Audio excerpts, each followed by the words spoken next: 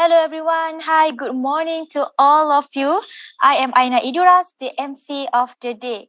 Warm welcome to all the judges, finalists, and everyone who are joining us for today's competition from various platforms, YouTube, and also Facebook.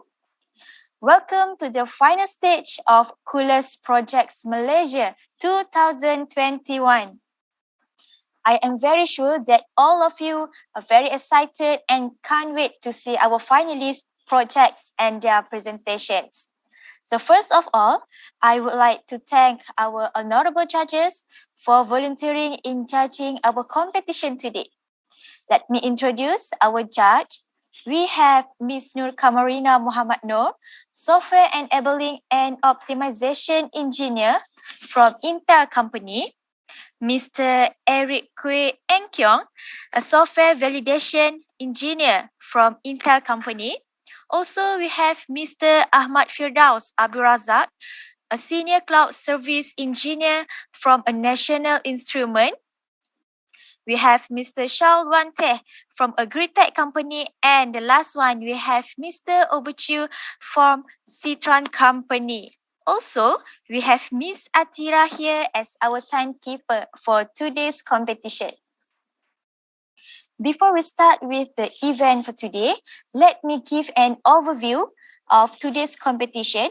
So we are going to start this event with the presentation from a Scratch category, followed by the hardware category, the games category, and finally, the web category.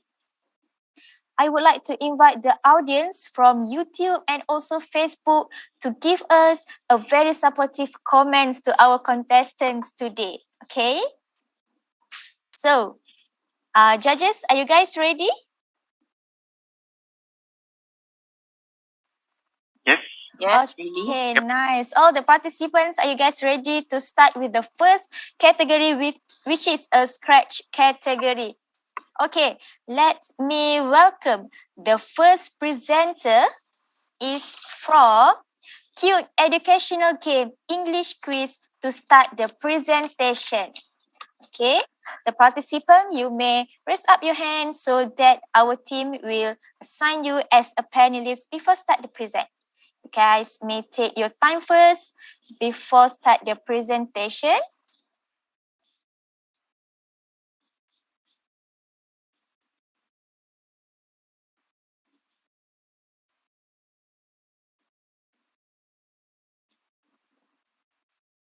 Okay, here I can see the team is already raised up the hand. Good luck and all the best for the presentation.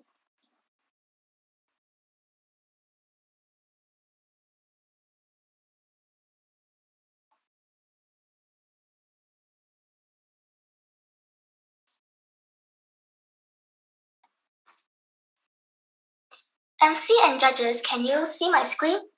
Yes, we can see your screen. Good morning, everyone, MC, judges, and all the finalists. My name is Lisa Han, and I would like to start my presentation now. The title of my project is Cute Educational Game with English Quiz. The objective of the game is designed to attract people to learn English, especially in tenses, grammatical rules, in a fun way through some cute game elements. Let's take a look at my front page screen. And this is my sprite. I put some cute designs on its head with a pink ribbon, and I put some bright colors on its outfit to let it become more cute and beautiful. Now I would like to introduce to all of you about my game. My game has a total of 5 levels together with 5 English quiz, which will test on your tenses. I will just pick 2 of the levels to share it here. Each level will have different types of blocks, so it can be more interesting and surprise the players. You can see my design with the little mushrooms and chocolates. The sprite movement towards left and right is predefined to use the arrow key from the keyboard. When the spacebar is pressed, the sprite will start to jump. Collect as much coins as possible and answer the quiz correctly to get grade A at the end of the game. When you fall down from the block, it will cost you a life, and if you hit the question block, you are required to answer the quiz correctly and gain some coins. But be careful, one life will be deducted if your answer is wrong. Here is a short demo of the game. It took 13 seconds.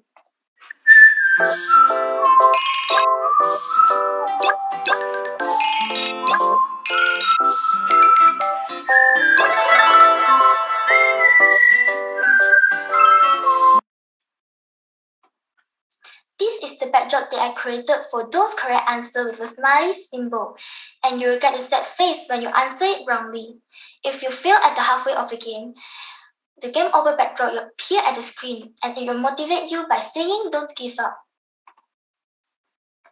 The element of the game is inspired by the latest Team 2021 Super Mario Nintendo and my favorite travel destination, USJ, Universal Studio Japan. Last but not least, I would like to share to all of you about the parts of my coding in grading A, B, or C. If the coin collected is more than 25, we will be graded A. If the coin collected is less than 20, we will be graded C. And we will be graded a B if the coin collected is less than 25. Coins can be collected or earned by answering the questions correctly. That's all of my presentation. Thank you. Okay, thank you, Zahana, for your presentation. It's a very cute English quiz from you. So next, we'll move to the judges. If you guys have any question to ask Zahan regarding her project. How about if you answer it wrongly? Would the marks or no, the coin will be deducted? The life will be deducted if you answer it wrongly. All right. So usually how many coin you deducted if you answer it wrongly? If you answer it correctly, you will increase 1 coin, right? Or you have special additional like two coins for certain difficulty levels, or how do you do it? When you proceed to the next level, the difficulty of question will increase and the coins will also increase too. All right. And this only focus on the English grammars, right? Yes, tenses, grammatical rules. Okay. Okay, so do we have any other question? No. Yeah, first, I think you present very well. Thank you. Okay, I have a few questions here. First, if let's say I answer it wrongly, do you able to provide me the correct answer? If I have more time, I will do it but okay. Instead of time. So right now, it is not going to show you the correct answer if I answer wrongly. Yeah. So another question is, how many questions do you have right now in your program? There are 5 questions in this game. Okay. So how difficult for you to add a new question into your game? When I will just do 5 levels, and every levels if have a question block, it will have a new questions in it. So I'm not enough time, so I didn't do more. Yeah, means that to add a new questions, it will require a lot of redesign on the game. Yes, because each level I will put different types of blocks, and I need many design to let it more cute and interesting, and let the players to play. Okay. Yeah, that's all for me. Thank you. Thank you. Well. So I have just a very quick question. Have you considered the possibility of recording the points that every user get, and maybe perform some kind of comparison of high scores and things like that into the game, or is that even possible here? Sorry, judges, can you elaborate more about the question? I'm not so understand. Oh, sorry. So let's say that you have many people playing the game. Is it possible to store their scores somewhere? And maybe compare, for example, if you and I play the game, then we can compare how many points did you get, how many points did I get. Did you consider that addition maybe in the future for that? Yes, I have, because now it's lack of time, right? So if I have more time, I will do it. Awesome. Thank you. Thank you. Does we have any other question? Or if you didn't have other question from the other judges, we can continue to our second team. Okay, so thank you, Zahana, for your presentation. Thank you. Okay, now you are done with your presentation. Okay, yes, thank you. Okay, now let's welcome for our next contestant, which is a Snake and Ladder English Malay team. Okay, they already raised up the hand. Okay.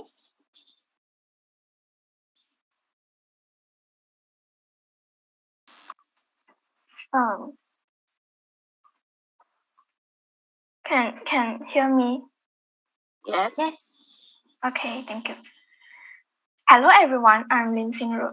The Scratch project that I created is Snake and Ladder board game. It is a modified board game that will test our grammar skills on Malay and English. There are two reasons why I created this game. First, my sister and I like to play board game very much. Hence, we came up with the idea to design a board game using Scratch, then share the game with our friends. The second reason is I start my secondary school this year, as most of the subjects are taught in Malay and English. Hence, to improve my Malay and English language is crucial. There are some special features in my Snake and Ladder board game. First, I include movement animation just like what's shown in the slide. I hope by doing this, it will make the game more interactive and attractive. Besides, there are 6 questions for each ladder or snake position. The system will pick randomly from question 1 to question 6. So even a player land on the same position, they may get different questions. And here is the code for random questions. Player could play multiple times to test their grammar skills, as there are total 90 questions per subject and 180 questions altogether. Next, I also arranged the question by each grammar topic on each ladder or snake. Every grammar topic will have 6 questions, and here is the table for each grammar topic in English subject. And this is the table for each grammar topic in Malay subject. Well, I did face some difficulties and challenges while making this project. The first challenge is the selection and data entry of 180 questions into 6 players' sprite coding. So I used the copy and paste function of the Scratch. I copy from the first player's sprite, then paste them into the other 5 players' sprite and change the costume and position of them. The second challenge I have faced is the positioning of each sprite when they move, flying up or flying down. Every position was tested individually to determine the sprite position or use mathematical equation to calculate. Another challenge that I faced while doing this project is to determine the coding of the sprite movement direction. To solve this, I have searched online and chose to use the variable and list function to list the direction of the sprite. Here's the coding to solve the direction issues. If I have more time, I would like to implement some enhancements in my project. First, I would like to include study and learn function. For example, notes on grammar topic of the Malay and English subject. Besides, I would like to include additional subjects like science, mathematics, and so on. I will also include the level of difficulties like beginner, intermediate, and advanced level of questions. Last but not least, thanks to all the judges, Penang Science Cluster, the Broadcom Foundation for organizing this Coolest Projects Malaysia. Hope all will enjoy the game and thank you. Okay, thank you, Zinru, for your presentation, for your project Snake and Ladder English Malay. Okay, so I believe that all the judges also have a question to ask Zinru. So any judges want to start first? Sure, I can start with this one. So thank you for the presentation. That was a very good one. So you mentioned that for the positioning of the sprite to determine the action that will need to be executed on them. So you had like manual positioning, if I heard you correctly, and also you had like some logical positioning where you use mathematical algorithms to determine where they are. So if that is true, can you point out just a few examples of where these different kind of positioning methods that you use in the game? Well, yes.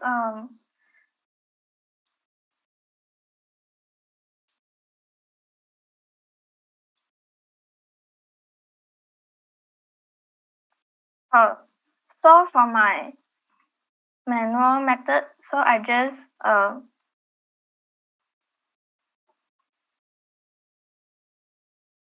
just move the player to anywhere of the column that I want. And for the mathematic method, I need to every column is 33 steps for the scratch. Then if I need to go to from column 1 need to go to column 2, it need to plus 33. So like that. This is my Okay. Okay, and then you just specify the resulting coordinates into your algorithm. Is that right? Yes. Awesome. Thank you. Okay, thank you, Mr. Firdaus, for the question to Zinru. Is it have any other judges want to ask Zinru? I actually watched the YouTube presentation before, and I was very impressed with the game. It's really good design. But I'm not sure if, let's say, we answer correctly after you take the movement, right? Then do we get any reward?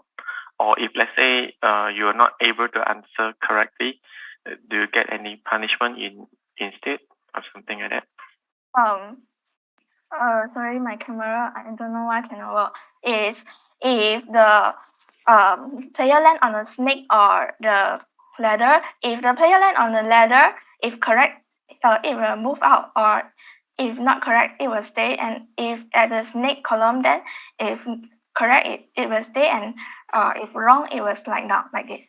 Yeah, but if let's say there is a question for the, let's say, mathematics, and then if I answer it wrongly, did I get any punishment? Because the questions only appear when the player on the ladder or snake column. Okay. So if at the snake, it will slide down, or if at the ladder, if wrong, is stay only. So, for example, okay, if I step on the head of the snake, right, then it will form a question. Yeah. If I able to answer the question, can I remain on the same position, like without falling off? Yes. Yes. If answer Okay. correct, then stay. Yeah. Okay. Thank you. Yeah, I think I'm clear on this one. It's a very fantastic thing. Thank you. Okay, thank you to Mr. Eric. Is it have any other question from the judges? If not, we'll move. How about the questions that you design? Is it based on your school syllabus? How do you determine the difficulties actually? Because when you presented just now, you said that everything is just like the beginner level, right? You have yet added the advanced and also intermediate level, right? Yeah. Yeah. So how do you decide that difficulty of the question based on your school syllabus? For example, if I learn English grammar, let's say I learn articles first, right? And then I think that's the basic one. And then I also I watched your demo. I saw you already also add like the past participle. So yeah, how do you decide that level? Article, is it equivalent like past participle? Because I think simple past tense and simple present tense maybe as equivalent as articles, but for simple like past perfect and present perfect, I think it's a bit difficult, right? So how do you decide actually when you want to design the question? Yes, this is a good question. Is actually for now I didn't specific the level for the questions, not yet specific yet. So I will try in future. So some is easy, some is difficult, is because I did not specific yet. Yeah. Hopefully you can improve on that. Because maybe if people with good English, and then I think they will always climb the ladder. But let's say my English is bad, I'm definitely going to be eaten by the snake. Okay, thanks, Zinu. Okay, thank you. Okay, thank you for all the judges for the question. And thank you also for the Zindu for present your snake and ladder English Malay team. Okay, so now you are done with the presentation. Okay, so judges, are you guys ready to we move to other contestant? Sure. Yes. Okay, thank you. So let's welcome the third team for the scratch category. Is a Stickman Street Fighter team. Okay, you guys can raise up your hands so that our team could assign you as panelists. Good luck and all the best for your presentation. Hello, can you hear us? Yes, we can hear you, guys. Hello everyone, we meet again. Today we are going to present about our Stickman Street Fighter. My name is Li Chen Feng. And I'm Li Jun Song. Today, let's start our game. Okay, as you can see, we made a background at the start as usual, and there is a button. When you click it, there's a sound effect. Choose your battlefield. When you choose, there is no difference. Just click any and it won't even affect the game.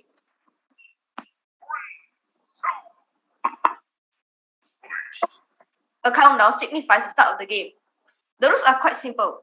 Just like in a fighting game, with many combinations of keystrokes, there are many ways you can attack your opponent.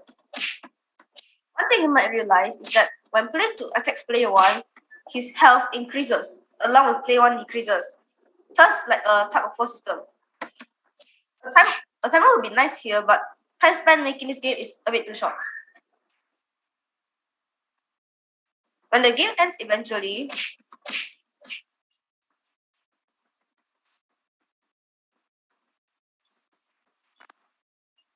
a screen will show showing the winner. And if you want to play again with like another competitor, or you just like the game so much you want to play again, just click restart.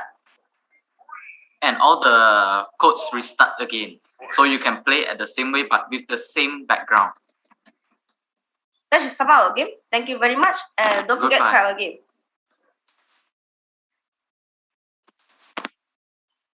Hello.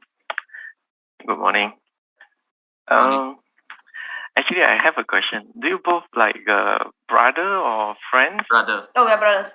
Okay. I thought his friends is really a very good friendship. Okay. So actually, I'm very happy that you both are like a very good partner on working on this project. It's something very, very valuable. And I think I want to mention this one to everyone. And yeah, your game is very interesting.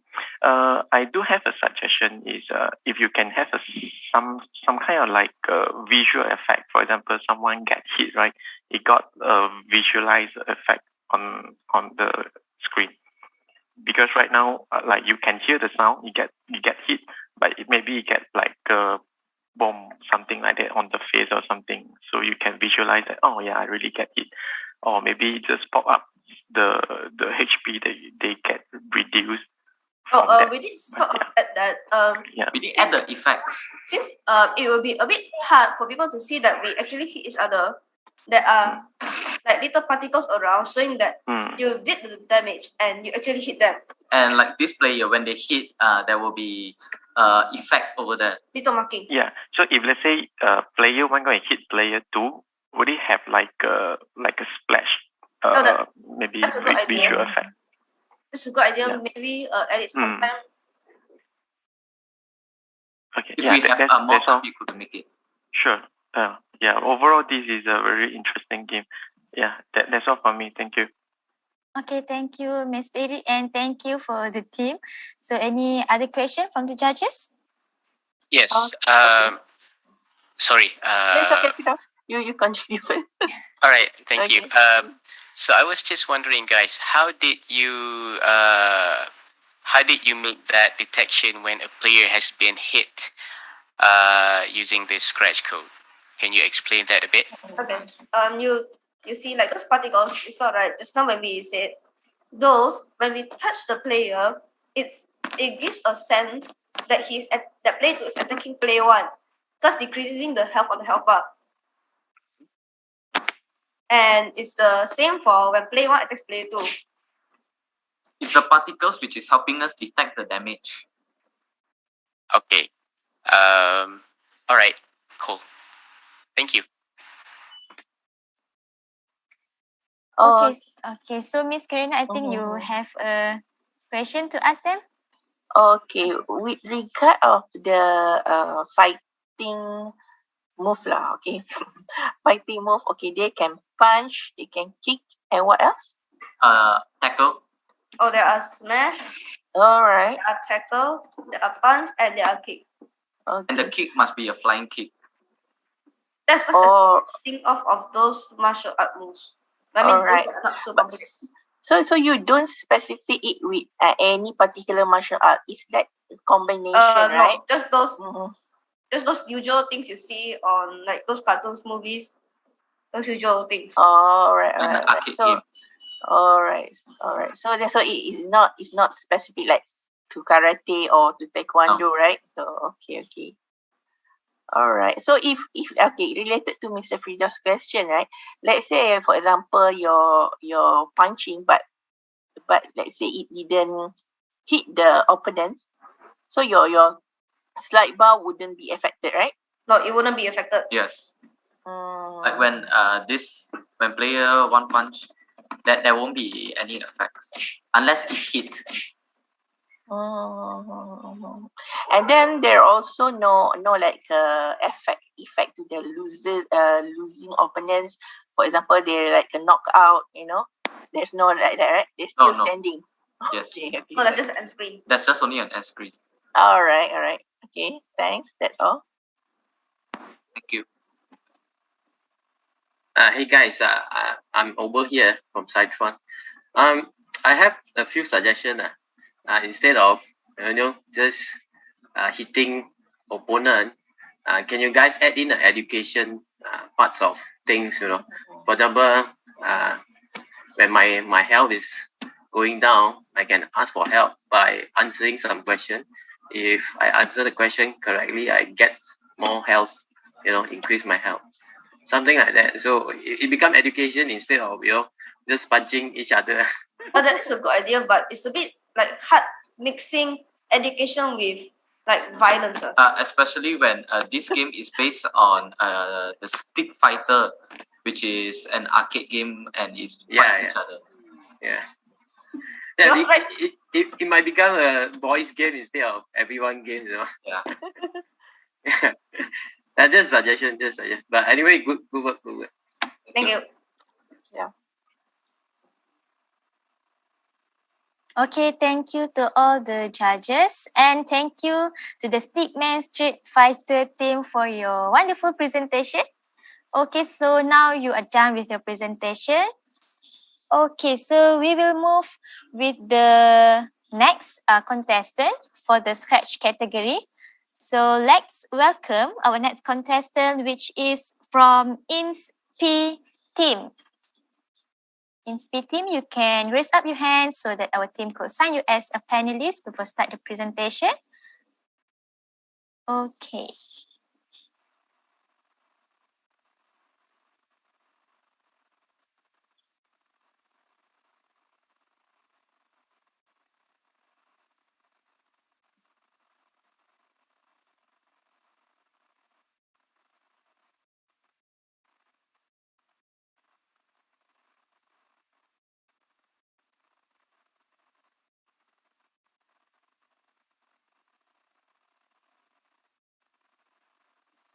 Hi, Project InsP team. Are you guys ready for the presentation, or you guys want to take some time, need more time to start present?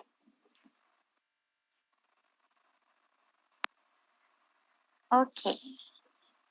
You can see your slide now, sharing screen.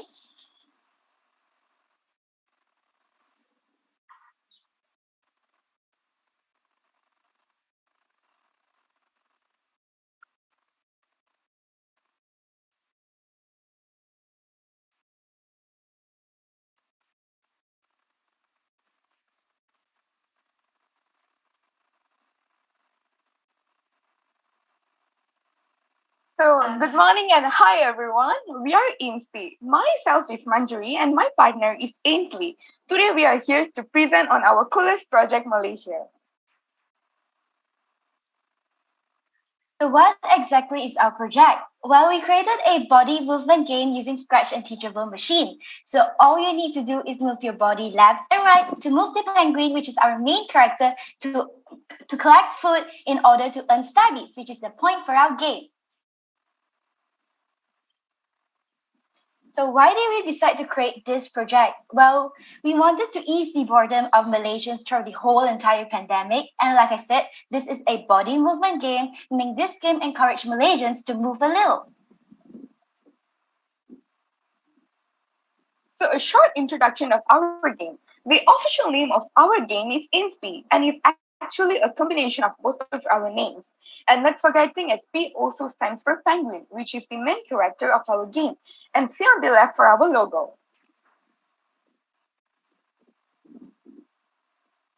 Without further ado, let's just go to the project showcase. To play this game, click on the green flag to start the game, preferably to press on the red button first before pressing the green button. This is to prevent the continuous of previous game.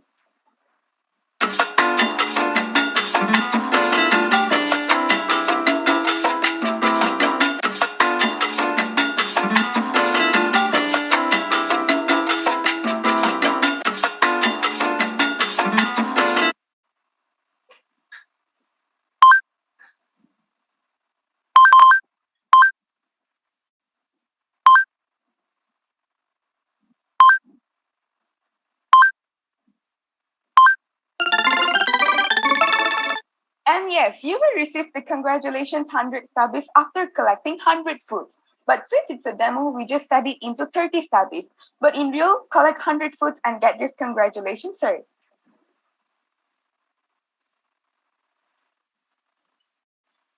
So future enhancement, if we do have the opportunity to upgrade our project in the future, here are some of the upgrades we would like to add. Number one, we would love to make this into an app. Why? Making this into an app would be much more convenient for everyone, meaning anyone can play this anytime and anywhere. Number two, we would like to add in more characters. The only character we have right now is the penguin. So we really want to add in more character like animals or people, celebrity perhaps, to make this more fun and interesting. Lastly, we would like to add in levels. To some people, levels are like an obstacle to them. And people these days love to win, win, and win. So I'm pretty sure people will be addicted to this game just like Candy Crush. Thank you for listening. Hello guys, thank you for your presentation. Okay, so let's move to the judges. If they have any question to ask the team from InsP. Okay, so I have a question. How did you make Scratch able to follow your body movement? Do you use a camera sensor or something to do that? We use Teachable Machine. So Teachable Machine is like an web on the internet. You could just do anything. You can actually move. You can set your movement. It can either be hand gestures, your body, or your voice. And then you just set it. And when you say left, you can go left. You say right, you can go right. But for our project, we use body movement. So if we tilt our body to the left, the penguin will move to the left. So the webcam will detect your movement and then it will move the penguin at the same time you move. Okay, and you plan to add more levels in the future, right? So will that level include different body movements as well? You know, instead of just swaying left and right, I don't know, move your hand or jump up and down or something like that. And is that possible to do with the method that you're using right now?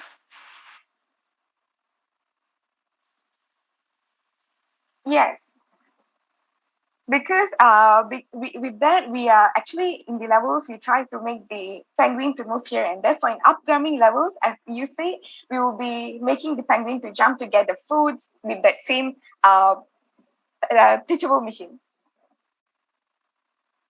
Okay, thank you. Thank you. Hello. Hi. Yeah, I want to say it's a fantastic presentation. Yeah, I can feel your energy and the emotion that you both bring in. Even from your YouTube video is a wonderful video. Keep it up. I also can see that you both are actually partnering very well. And just a funny thing that I want to mention. Maybe instead of adding other characters, maybe add other foods that less sweet, because from what I see, most of your food are actually very high sugar level. Yeah. Yeah, maybe you can have a bar that to show that the sugar level is getting high. Then you can achieve some special effect, or maybe speed up the penguin movement like big time, something like that. Yeah, this is a suggestion. Overall, I'm thinking, yeah, it's really nice game. Thank you so much. Yeah, I also think the same. Okay, and then related to what Eric just mentioned in terms of food, yeah, when I look at your demo in your YouTube, right? I was thinking like, do penguin eat like watermelon, cake? That's what I was thinking, right? Maybe you can, because your game is a good platform if you want to kids to learn. So if you can make it much more relatable, for example, yeah, you mentioned that you want to change characters, right? To add another other than penguin, maybe other kind of animals. Maybe you can make it much more educational, related to what kind of diets that penguin eats, so that young learners can learn what kind of, like, let's say you change it to lions, what lions eat, or what bears eat, much more related. Or you can also add much more features, like for example, okay, if the things that they don't eat, or they don't not related to them as a carnivore or as an omnivore, for example, they will need to avoid using your body movement here. You maybe need to swerve a bit to avoid that particular food comes to you, but only catching things that is related to that particular animal's diet. That's what I want to suggest. Okay, anyway, it's interesting. Thanks. Thank you so much. Thank you so much. Okay, thank you for all the judges, the question that asked for Ainsley and Manjari. Thank you for both of you for the wonderful presentation. Okay, now you are done with your presentation, okay? So we just left one more group for the scratch category. So without any further ado, let's welcome the team from the Save the World to start their presentation.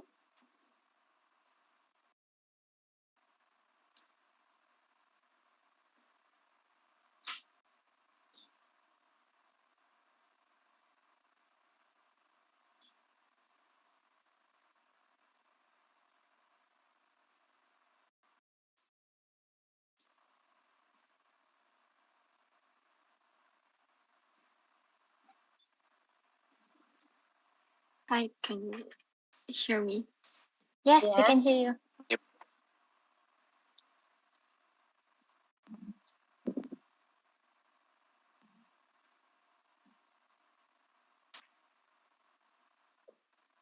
Oh, wait, yeah. Okay.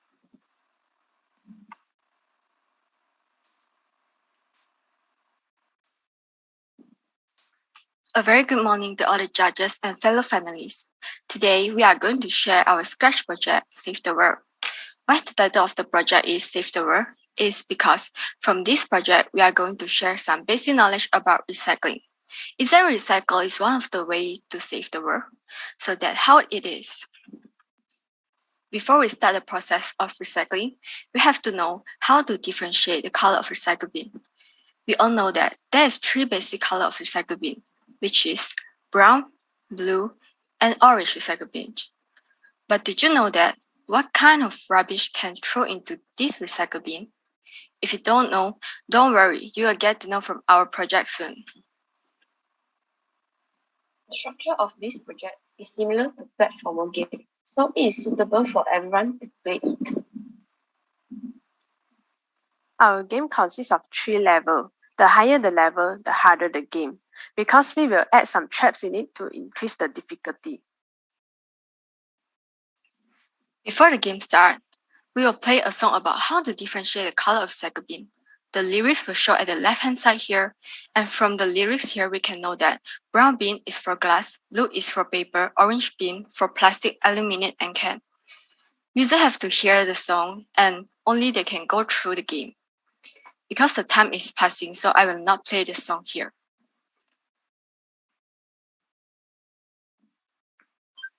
When the game starts, user need to click the left arrow and right arrow to move the sprite.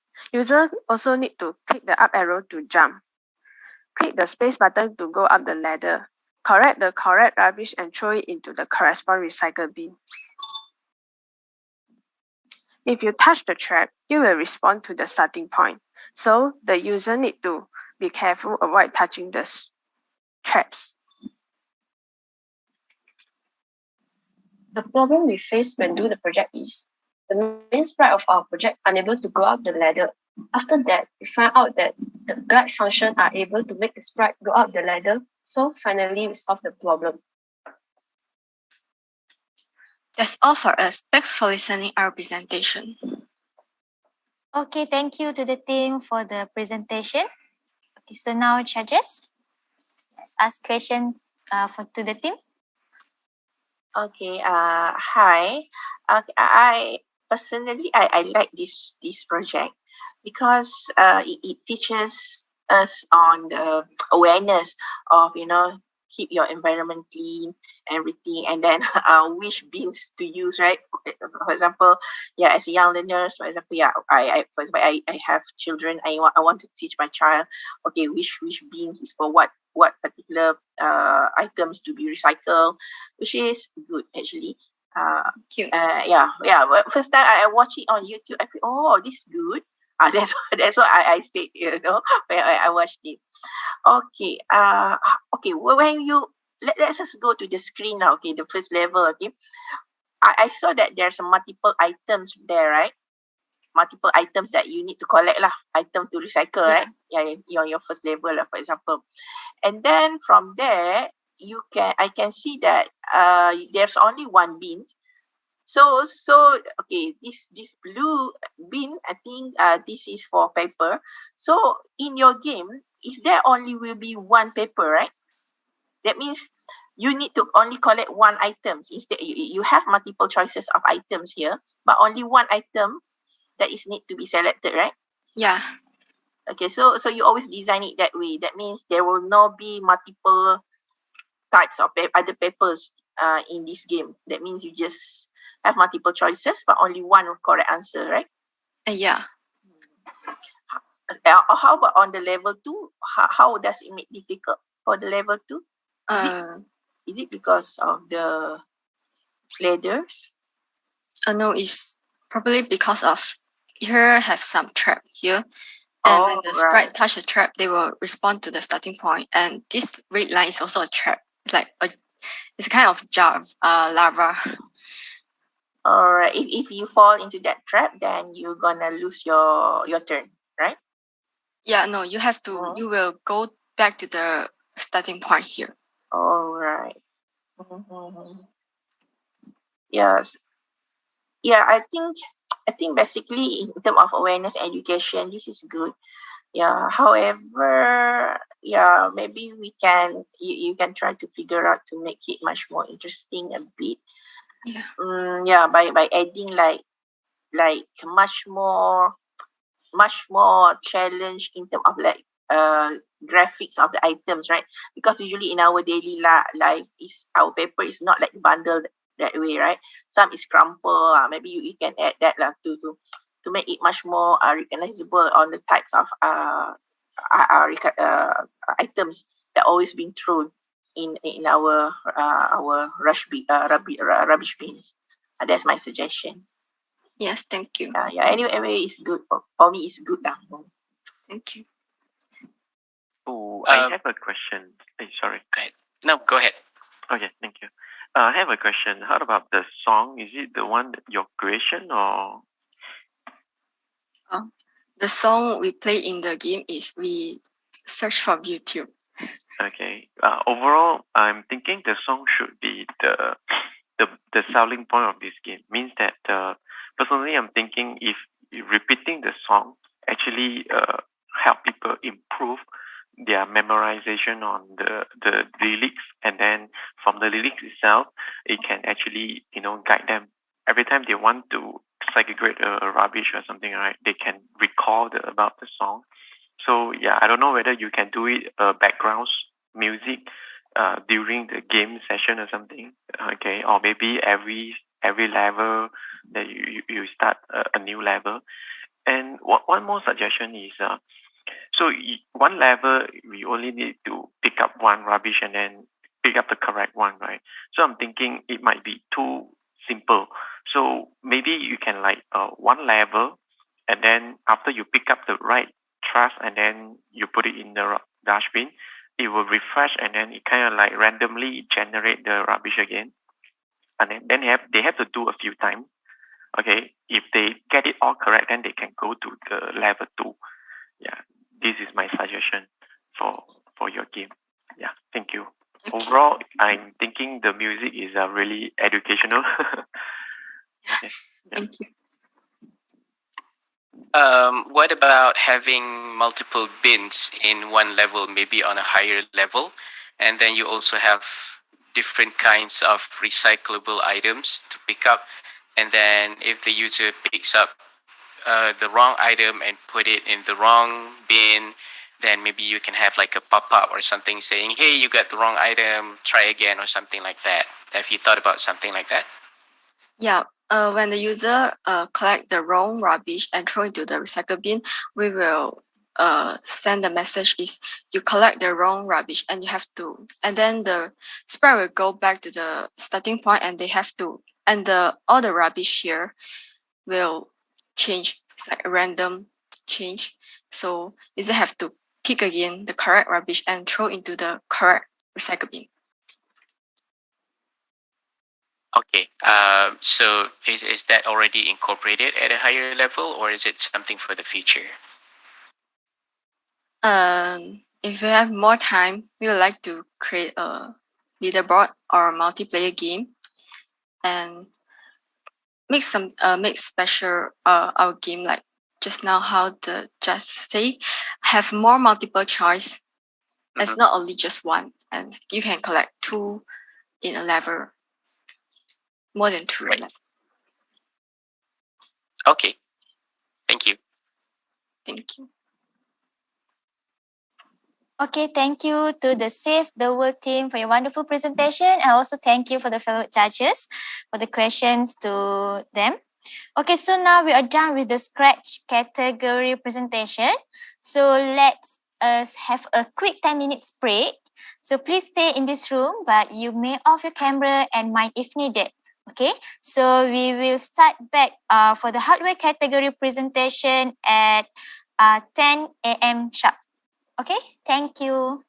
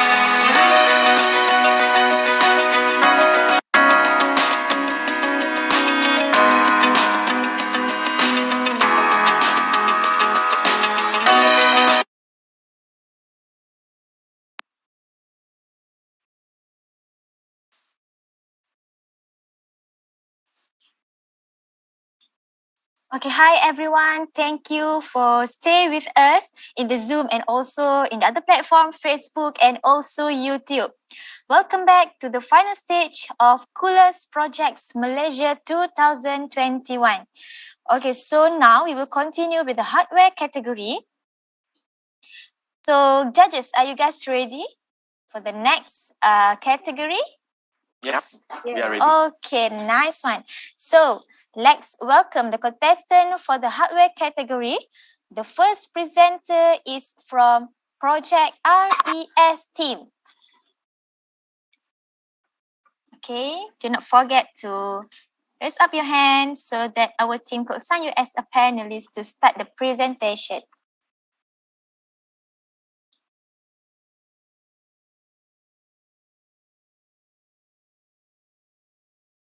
Hi, can you guys hear me?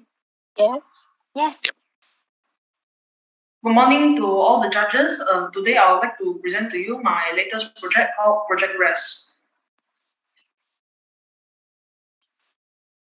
Okay. Can you guys see the screen? Yes, we can see your screen. Okay. RES stands for Reusable Efficient Smart Mask. This mask can be cleaned, is simple to use, and is coded in microbit. So this is a smart mask actually. And then now, why did I make this project? Due to the current pandemic, everyone has to wear face masks. So this smart mask is an improvement to the current face mask and has additional functions compared to the traditional face mask. I believe that this will be useful for future pandemics as well. The materials I use are silicone seal anti-fog face shield, a recycled floss box, mask filters, microbit, rotation sensor, push button, LED light and LED light strip, microphone and speakers with an amplifier module, Lego robotic parts, 9-volt batteries and two 1.5-volt batteries. As you can see here, this is the face shield. It is silicone edge, it is all around face cover, and the strap here is adjustable, and the bottom hose here can be covered with mask filters. Over here is the cage for the microbit. This is the LED light, and this is the battery cartridge. It's connected to the back over here. These two straps over here is to keep the microbit in place to prevent it from falling. At the side over here, you can see there's a push button. This controls the LED light at the back. And over here, there's a rotation sensor. The rotation sensor controls the front LED lights. This is the microphone and speaker. Here is the speaker and the amplifier module. And here you can input the microphone. As you can see over here, this is the recycle floss box and the microphone. The glue cap and chopstick over here is stick together to control the amplifier module.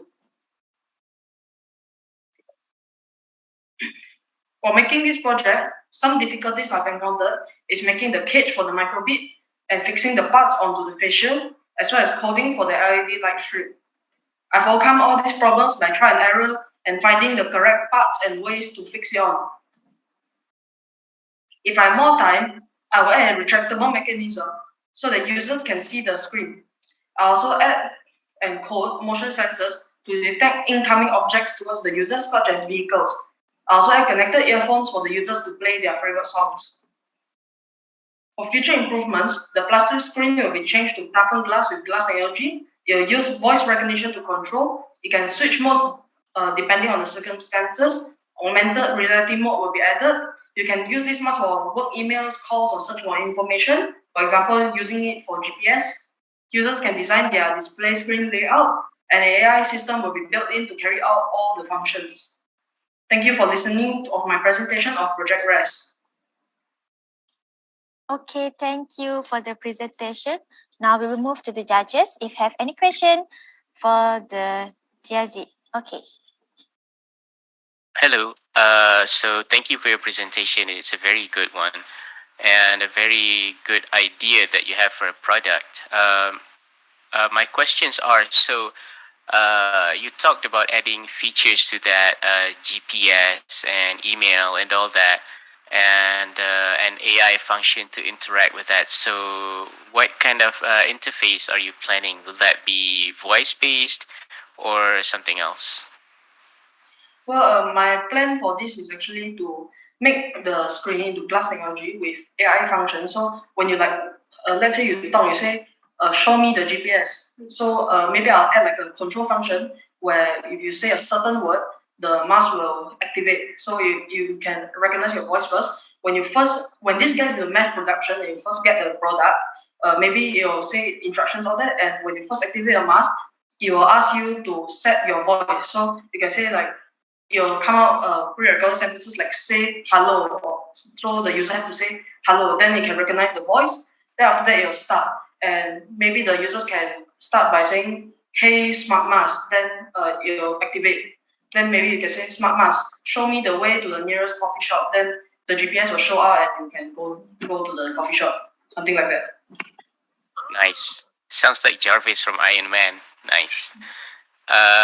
Okay, so my next question is, have you considered adding waterproofing to the product, maybe in a future version, so if you're walking out in the rain or something, it's not going to damage the whole thing?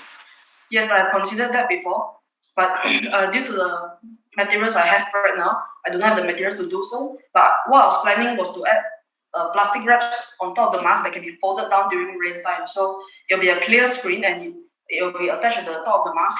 So when you fall down, you can cover everything while the user still being able to see their surroundings. What about the microbit assembly? How do you plan to protect that? At the top of the microbit cage, there are actually two beams up there. There's space to place more wraps around and can put more plastic wraps around to protect the microbit from any rainwater. Nice, thank you. Okay, I have one question. I saw that, okay, you put the mask in front and then you have all the accessories, all the electronics at your back, right? Okay. Do you consider, how I call it, the posture safety, because, if we have too heavy accessory on our head over here, so we might having some kind of neck injury. Do you consider that? Have you tried?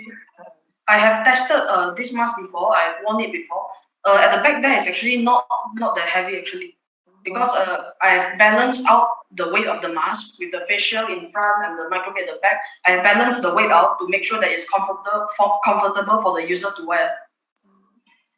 So when you ensure that there will not be an neck injury, how do you calculate that? How do you ensure that? Do you have some kind of measurements or some reference you go to in order to ensure that the weight of your electronics at the back would not cause like I've actually neck exposure effect? I weighed all the mechanisms together. So I took out the facial without the microbead and weighed it to check the weight. And then I took the microbead and the parts to measure again. And then if it's not balanced, I'll remove some of the Lego robotic parts while still maintaining the structure of it to maintain the microbead does not fall. And in the end, I came up with this project so that it's all equal size and it won't be uncomfortable. It will be very comfortable for the user to wear. Okay. Overall, I like this smart mask idea. Okay, but yeah, I'm just worried because I easily affected with any heavy things on my back or yeah. For example, I'm wearing this also for a long time. I'm not comfortable with my headset. That's why I asked that question. But it's good if you consider that. Okay, that's all from me. Eric. Thank you. Yeah. Hey, Jazza. Yeah, good morning. Yeah, I like your idea too. But yeah, what I consider is I saw the design behind have a lot of wire, right? Yeah, do you consider like cover it or wrap it all together so that like the microbead is not exposed outside and all the wiring?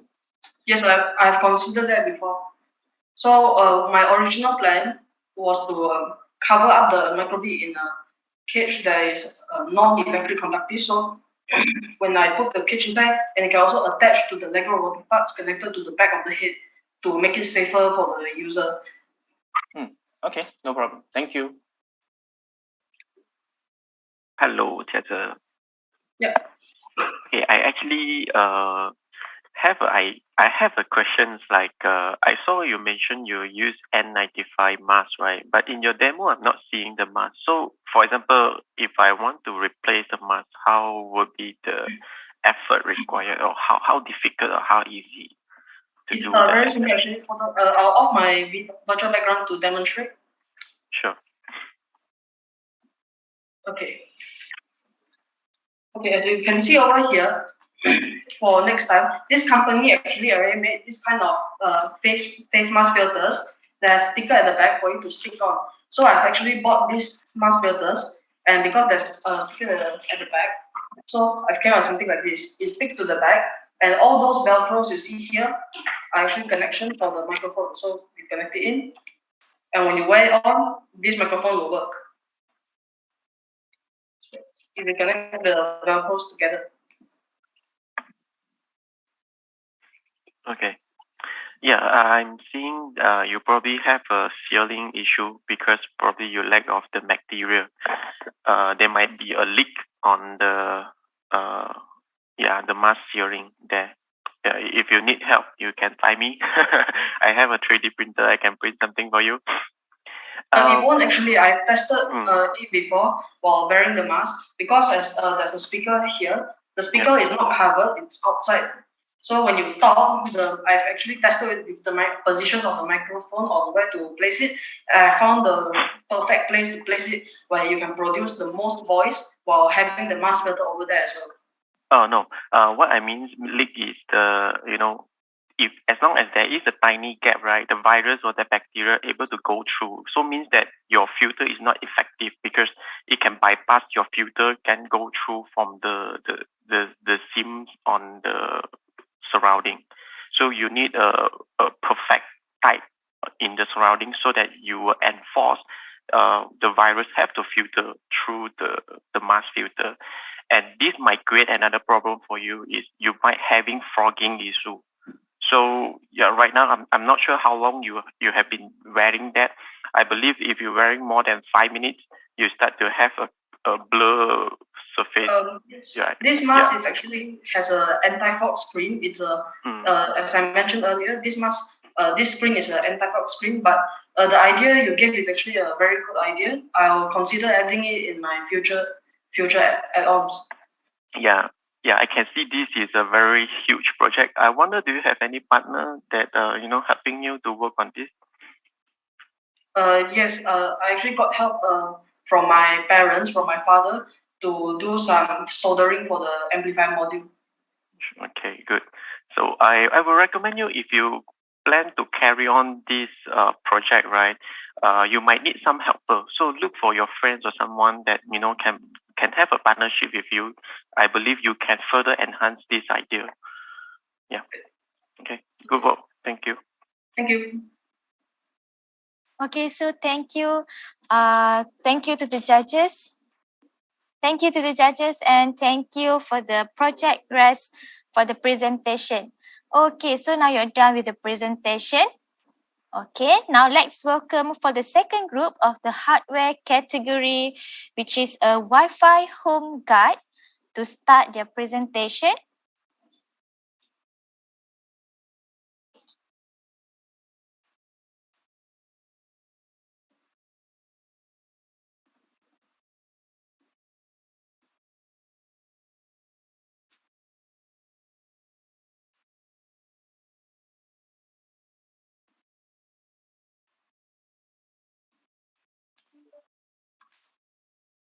Okay, hi.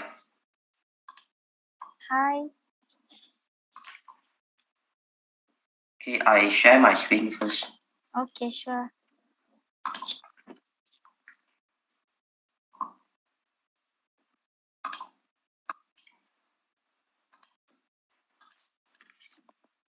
Good morning, judges, everyone, and out there on the internet. My name is Tabing Chen. Today, I am excited and confident to announce that I invented the coolest anti-theft device, or you can also call it the coolest surveillance device in history, Wi-Fi home guard. So you may be asking, what's the difference? Good question. It's because CCTV cannot move, but Wi-Fi home guard can. Wi-Fi home guard is one of the IoT projects.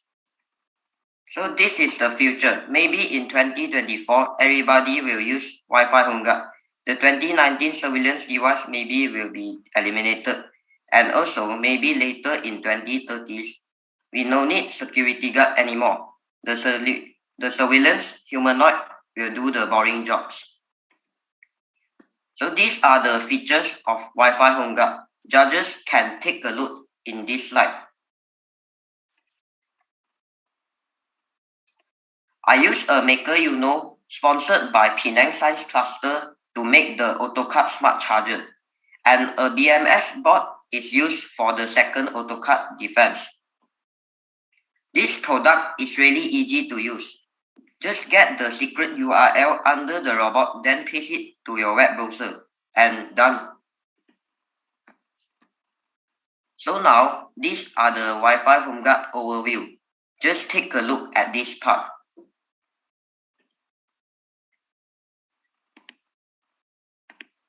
If I have more money, I will add a microphone, PIR sensor, make an app, add LiDAR for mapping system, or even add propellers to it. I will also build a humanoid in future when I have enough money. I tried to raise funds in Kickstarter and Indiegogo, but due to my age and some policy, I failed it. It was quite a sadness. Lastly, special thanks to my teachers.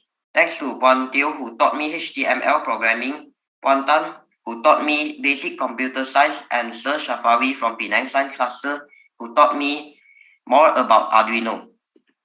That's all for now. Thank you everyone who is watching my pitching or presentation. I am so grateful. Okay, thank you for the Wi-Fi home guard presentation. So we will move to the judges. If have any other question to ask to Bing Kwan.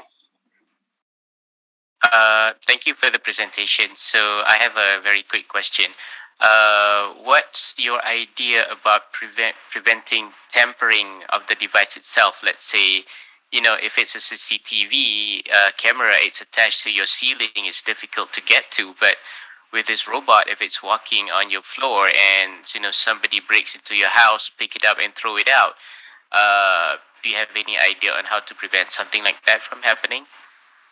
So maybe the camera will record the face of that guy, and maybe the owner can report it to the police.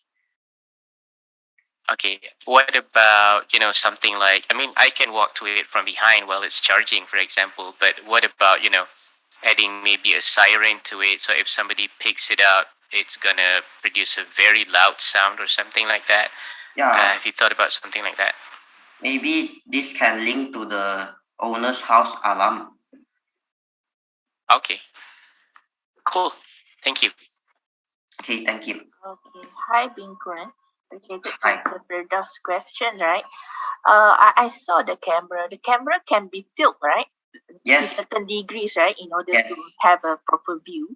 And then you'll be able to view the videos using your IP address in the URL, right?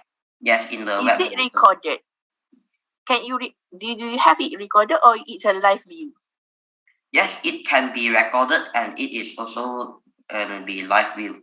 Yeah, because if related to Mr. Frida's question, if someone smash or do something harmful to your home guard, if you be able to record that video, that would be much better lah. Then you already capture maybe one of the perpetrators, while the other perpetrators maybe, I'm sorry to say this, step on your home guard and it's broken.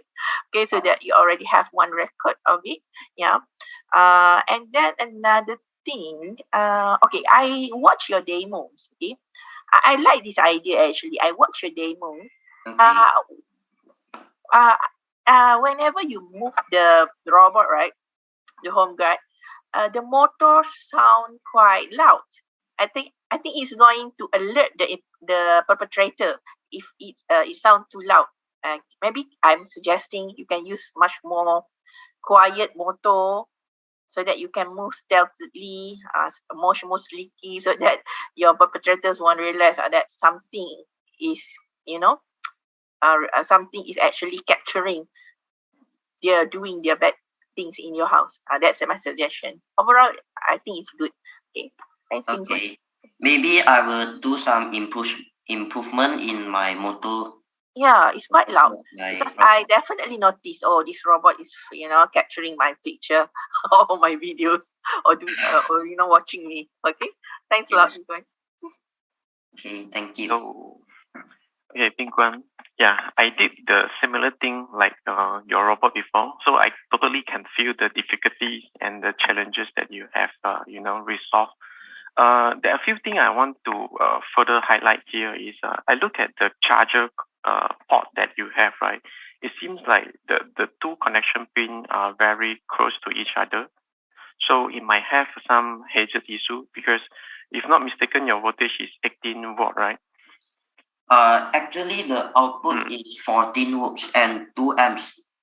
Okay, so the ampere and the voltage is quite high in consideration. So you might need to design your docking port. The pin is actually separate much more wider, and in between it need to have like a barrier between each of the pin. Otherwise, if let's say something loose or what, they get connected and it become very dangerous because nobody at home, right? Oh, yeah, because our charger, I have installed 2 magnets and make sure the charger is connected. Yeah, and then one more suggestion will be, I'm thinking your project can be marketed in another perspective. For example, instead of the CCTV for guiding or monitor, like is there any thief, right? You can market it as like a interaction tools for people who have like a pet, maybe have a dog or cat in house, and they probably go to office, they need to work, right? So from office they can remotely control the robot and have some interaction with the pet. Yeah, I'm thinking this can be improvised from your project. Is a very doable. from where you have started. And then, yeah, one more thing that I have in mind just now was talk about the motto, right? Yeah. Maybe you can consider brushless motto instead of brush motto, like what you're using right now. And yeah, pretty much that's all that I have. I think this is pretty cool product. And because you have a CCTV, you know, and when it get close to the board, you actually can do some image processing, and then let the robot to do the docking by itself. Yeah, I considered this. Yeah. You can do that in your next version. Okay. Yeah, because it needs a lot of money, and I don't have that much. That no need any money. That is just get the graphic and then do the calculation on how much right or left they have to turn, or how much forward they have to move. So the robot can make the decision. So it make your docking easier, because I saw from your YouTube video, when you try to turn left and right, especially when you try the docking, right, it takes you a lot of time. So you can have this kind of algorithm in your robot. So when it detects to a certain graphic, it can take over and do the docking for you. Yeah, and maybe you can slow down the left and right turn for the very few seconds in front. So for example, I press left. Okay, it won't turn left immediately. It will turn left slowly, and then after 1 second, it turn much more faster. Yeah, then it will actually improve your control experience. Okay, I will improve that. Thank you for your suggestion. Yeah, overall is a very interesting project. I like that. Keep your good work. I hope one day this device will be commercialized, but the thing is the parts are very quite expensive. I hope I can buy the parts wholesale from Cytron, and so my robot will be cheaper. Yeah, I understand. Yeah, we have our Cytron member here. Yeah, I okay, thank you so much. Okay, good work. Yeah. Okay, thank you, Bing-Wan and Mr. Eric. So do we have any other question from the judges? Yeah, no for me. Yep. No for me also. Yeah. Okay, thank you. So that I guess we can continue to the third team of this hardware category. Thanks once again for the Wi-Fi home guard team for a very good presentation. Yeah, thank you very much. Yes, okay. Now we will move to the next team, which is a sport steward team. To start presenting, just a reminder to do not forget to raise up your hand so that our team will assign you as a panelist before start the present, okay?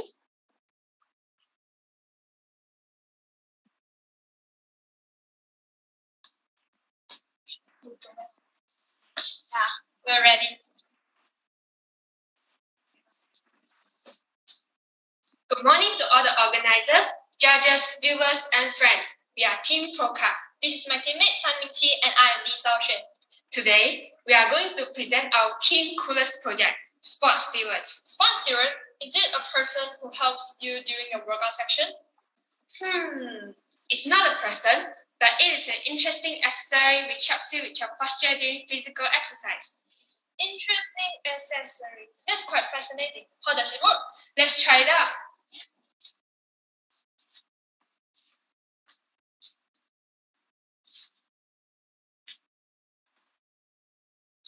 In Sport Stewards, there will be an Arduino Nano with an ultrasonic sensor that helps us detect the best distance when the user is doing physical exercise. Then, how do I know whether my posture is correct? First, you'll need to install a phone app. The data detected from the band will transfer to our phone through Bluetooth, and the data will be displayed on the screen. This is our homepage. You can see our name and the school logo. Clicking the Start Exercise button, and you'll see there are 3 choices, which are plank, squat, and lunge. Sao-Shen, please choose an exercise you want. I'll choose plank.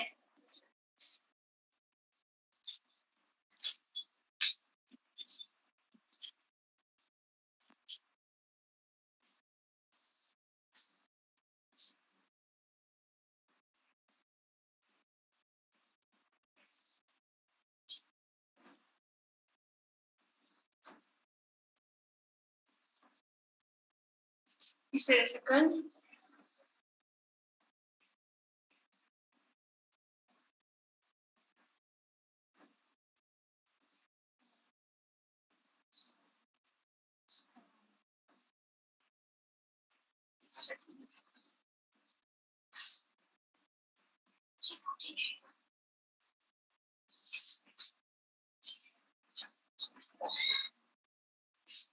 Technical issues. Sorry, there are some technical issues.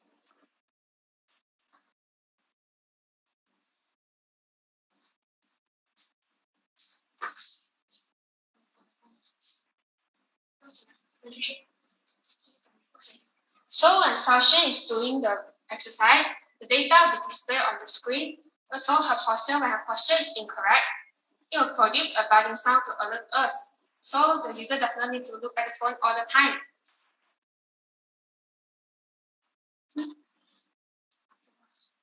Well, that's quite fascinating, actually. Okay. So, Sasha, after you have heard my introduction, what is your opinion? Actually, I feel quite impressed at it is small. Actually, it's quite small and it's light.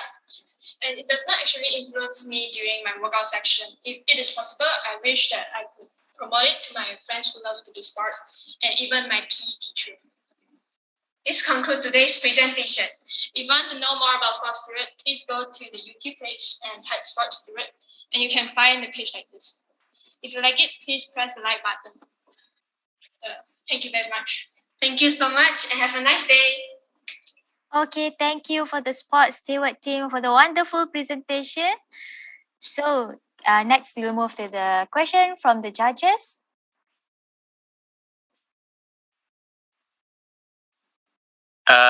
Okay, so I have a question. Thank you for the presentation, by the way. Very great.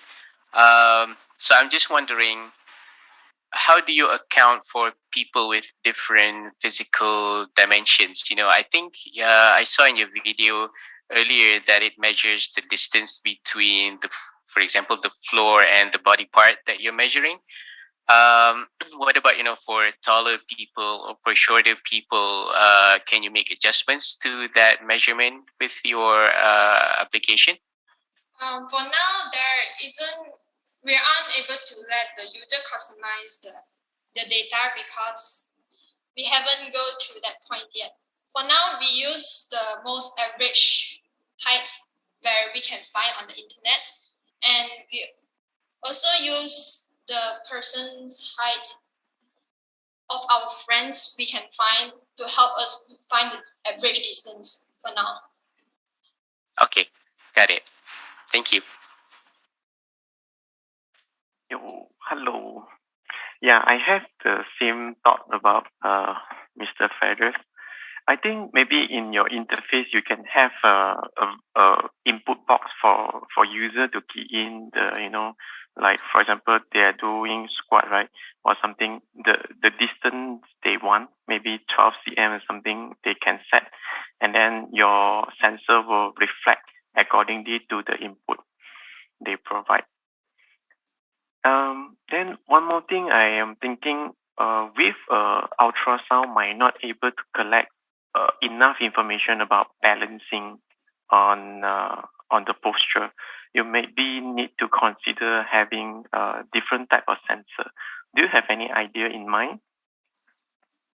We got thought of the IR sensor before, but we can't find the exact data about the IR sensor. So we use the ultrasonic sensor because it is more safer. Have you considered using gyroscope? No, we haven't considered that before because that time we haven't heard of that gyroscope. So we use the IR sensor and the ultrasonic sensor as a comparison to which is better. But because we don't have the data to the IR sensor, so we use ultrasonic. Okay, yeah, but I think I will suggest you to try get a gyro sensor, 6-axis gyro sensor from Cytron. Okay, yeah, then maybe you can improve. You can collect much more data, especially whether I might do the squatting correctly, but my left and right might be slightly imbalanced, you know. Right hand side probably higher or lower.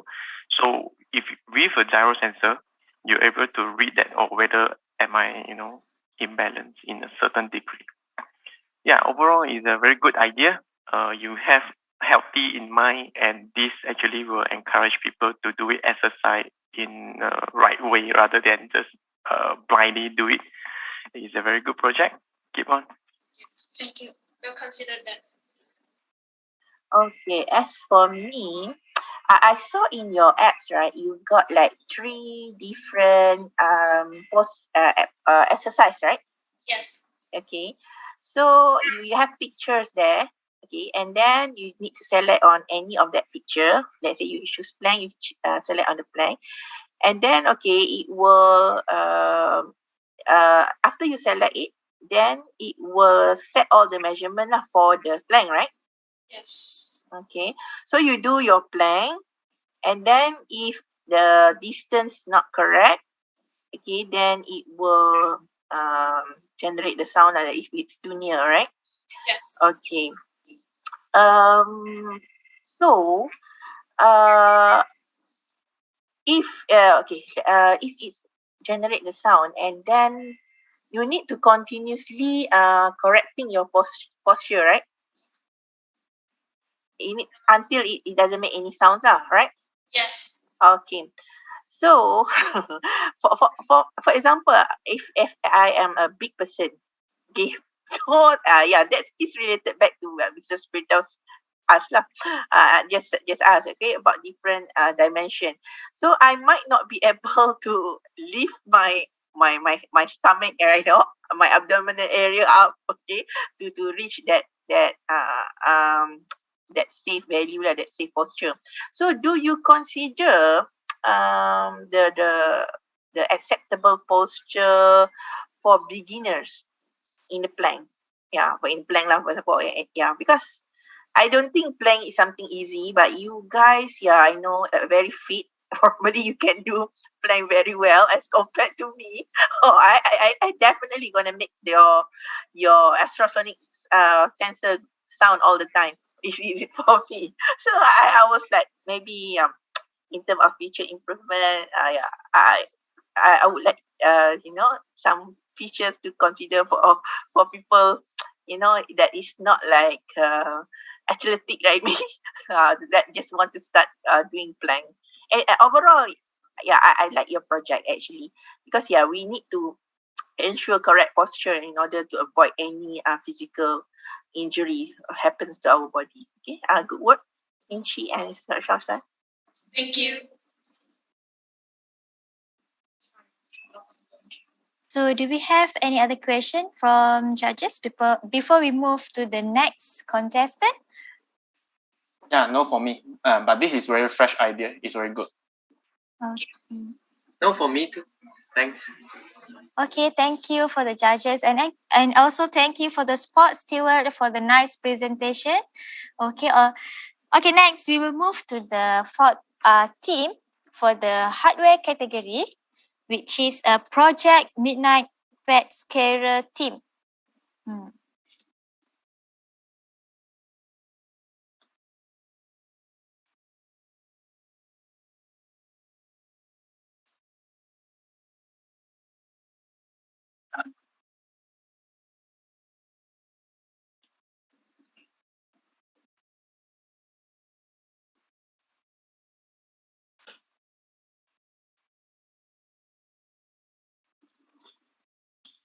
Hello, am I audible? Hello, yes, we can hear and Okay. see your slide. Yeah. So, good morning, everyone. Good morning, ladies and gentlemen, our fellow judges, and all of the viewers out there. My name is Peng Yushen, and I'm currently 13 years old.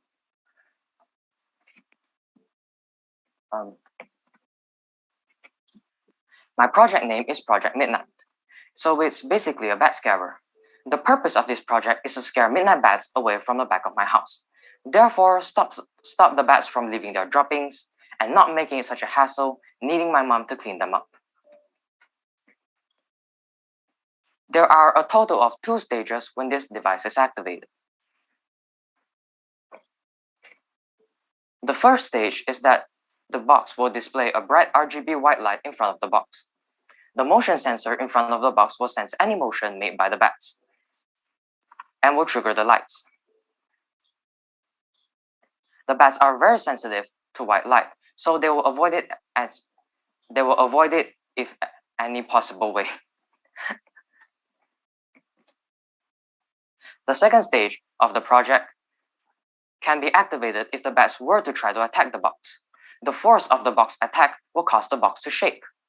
The microbit inside the box then senses the shaking motion of the box and will trigger the second stage. If this were to occur, a fan inside the box and 2 motors will start to spin.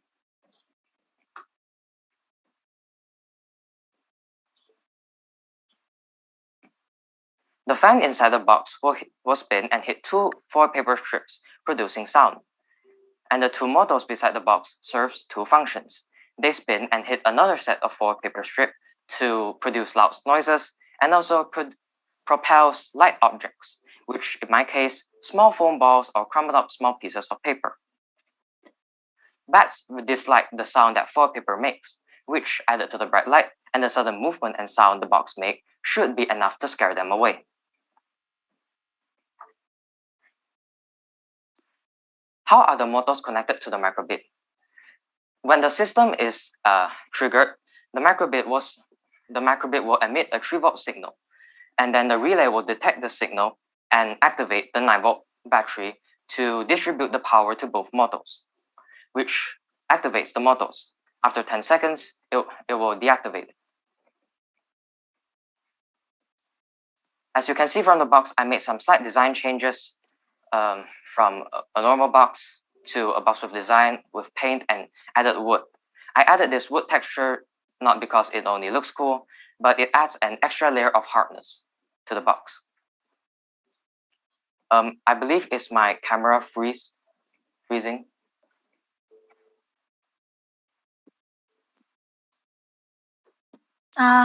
Yes. Oh, I apologize. It's okay, you can continue with the presentation. That's all for my presentation. Thank you for listening. Cheers. Okay. Thanks for this presentation. I like this idea very much. Yeah. Okay. I saw that you you use lights and also vibration, right, from the fan, right? Yes, and also sound. And also sound. Okay, so the vibration. The fan's going to work if the bat started to attack that box, right? Yes. Okay. I mean, if the motion sensor detects and it doesn't. It might be some random poor person walking around. Yeah. And I think it should not trigger the motors immediately, but just trigger the lights. Okay. So my question is just like a simple one. Did any bat injured during this experiment? No. This box won't injure any bats. It just repels them. All right. So yeah, because although we don't we don't think it's like pleasant to have bats because of the droppings and everything, but I'm also worried with the extinct of the species if this particular design going to kill bats. So yeah, that actually what I want to my concern now. But as long as no bat kills in this experiment, I'm okay. Okay. Other judges? Okay, thank you for that presentation. I saw the video that you put on YouTube for this.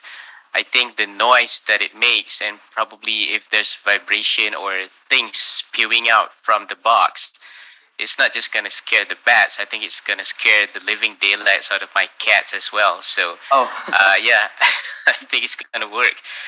It's just... I think this is supposed to be only activated during nighttime. So, okay. I'm just saying that, that's good because it's definitely going to scare them. So it's going to work. It's just I'm wondering if this has indeed been tested in a real world environment, and what would be the result of that? Did you see, less droppings or even no droppings at all after you have installed this, if you have? I haven't installed this yet, but because I lack the power supply and everything to put it overnight because of lack of materials, and yeah. Okay, no problem. Just wondering. And once you do, maybe we can see some kind of result, and if it really works, there's like a commercial potential to this as well. Thank you so much. Thanks. Hello. I have a question. When I look at your project, it's like, why you're naming your project is Project Midnight? This was kind of a sequel or something like that, because I once made a project called Project Twilight. I know it's very unoriginal and pretty boring, but I just thought it would be like funny to like name it after Project like Midnight, and the bats will come at midnight or something like that. Okay. No judging on that, because I do have another project. I call it the Midnight Idea. Oh wow! Because the idea is coming out of midnight. Yeah. Overall, I think this is a really good idea. Putting your thought and your creativity in solving real life problem. But I do agree with Firdaus. Yeah, the sounds might be quite annoying or might scare people. Not only the bat. Do you have any idea to really overcome that shortcoming?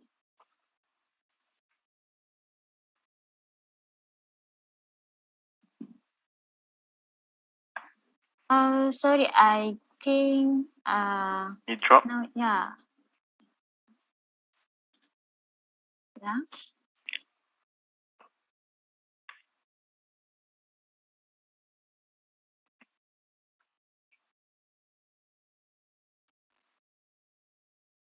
Please wait for a while. Sure, no problem. Okay.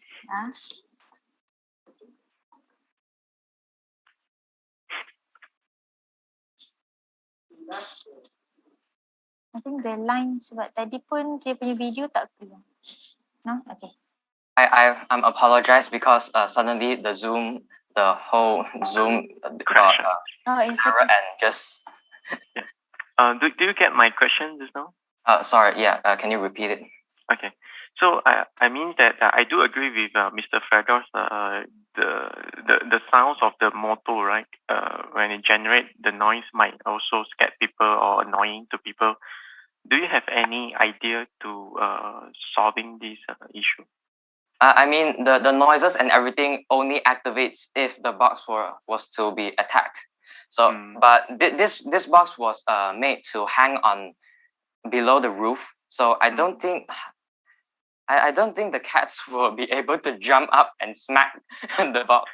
Oh no, I mean the noise might irritate people because we can hear it.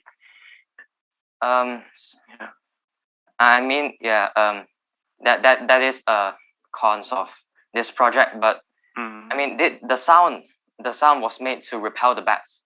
So if the sound was a bit like not loud enough, the bats might not be repelled and just stay there. Okay, I agree with you. As I know, bats have a different hearing range, frequency range, in comparison to human. They can hear much more wider range. So you may consider to have maybe a noise generator with a higher frequency, maybe 20K and above, which is human might not able to hear it, but the bat might feel. Oh, so like a dog whistle. Yeah, so you can try to Google around which range work the best. Yeah, that's the suggestion. And also you can put a camera on that to kind of like consistently take a photo to monitor whether which frequency work the best or whether your project is effective or not. Yeah, I actually take consideration from that before, but I don't have a GoPro and oh no, you don't need a GoPro. I like the materials. If you put a GoPro there, tomorrow it will gone. Yeah, very good. Keep your good work. Continue. Thanks. Thank you. Thanks. Okay, so any other question from the other judges? Let's go to one for me. Okay. Peng, right? Very good, yes. good work lah. Actually, I have a similar case here lah. I have problem with bats also lah. Actually, my car wash in front of my car wash. Yeah. Seasonal, actually, they will actually come lah. Yeah.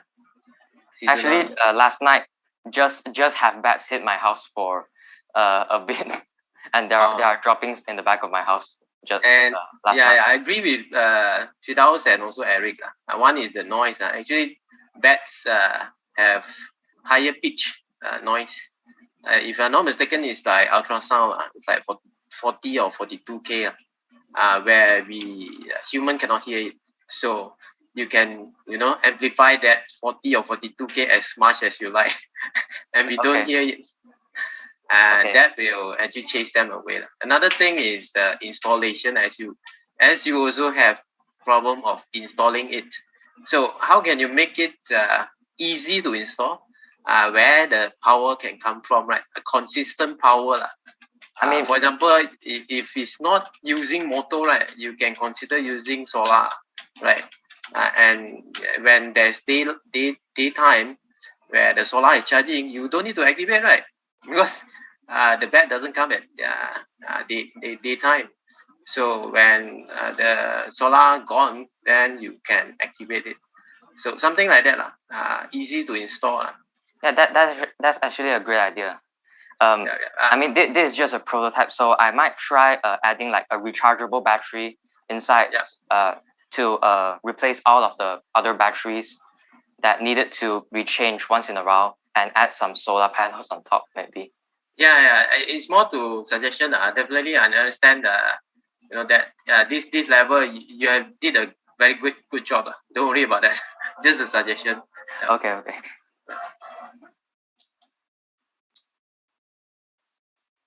Okay, thank you. So, Ms. Camarina, do you have a question to ask Peng regarding this project?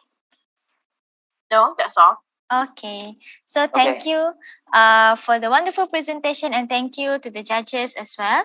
Thanks okay, now you are done with your presentation.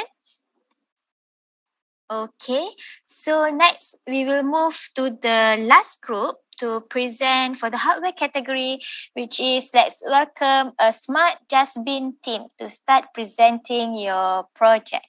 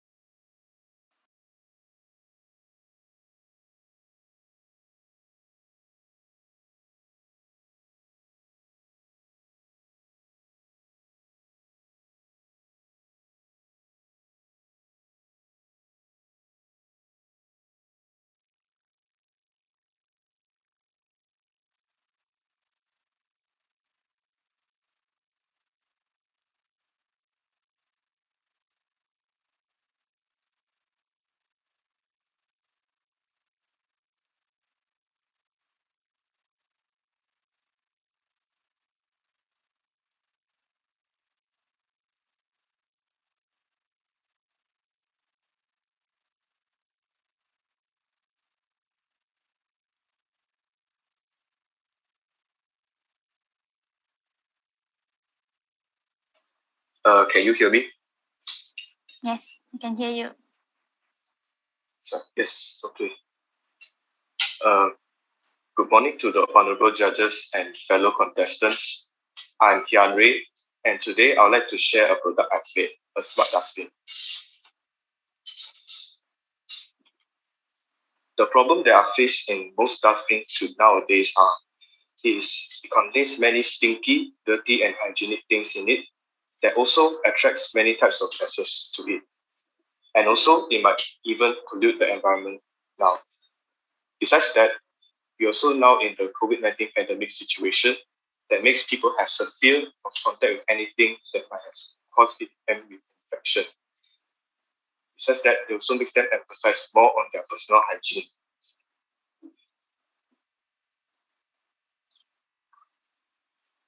The objective of making my smart dustbin is to make it clean and pest-free. Besides that, I also wish that it can be user-friendly to especially households and hospitals, and also make it comfortable and convenient to use. And lastly, and most important, I hope that it can make and ensure a clean environment in the world. The materials that I use to make this smart dustbin are a recycle box, a motion sensor, a microbit board, an exhaust fan, a servo motor, and also a UV light. One of the special features of my smart dustbin are smart sensors like a motion sensor that can help to sense for motion around it. Secondly, my smart dustbin also has an exhaust fan that can be used to ventilate the air in the trash. Third, it also has an on-off button that makes it easy to operate and also help to prevent any unnecessary operations. Fourth, it also has a power bank and that acts as a portable power source to use it when it's not connected to an external power source. And lastly, and most important, my smart dustbin also has a UV light that can be used to kill the germs in it. And here I have a short demo on my smart dustbin.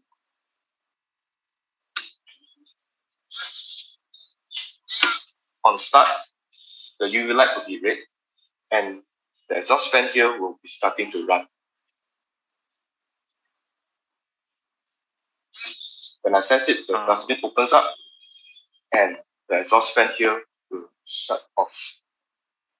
And the UV light here will also turn green color. And after 10 seconds, the dustbin will close back.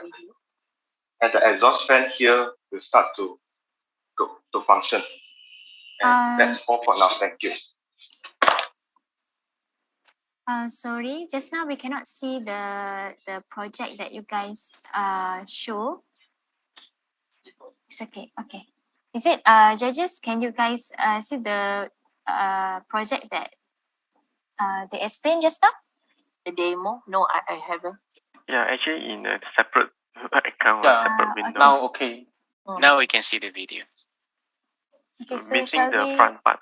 repeat back the presentation? Can you repeat again? For the demo part, yeah. Can you repeat again for the demo part to us?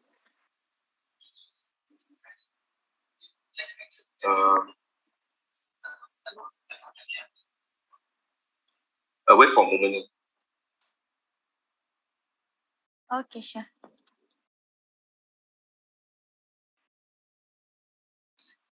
Sorry, I think you mute. Is it?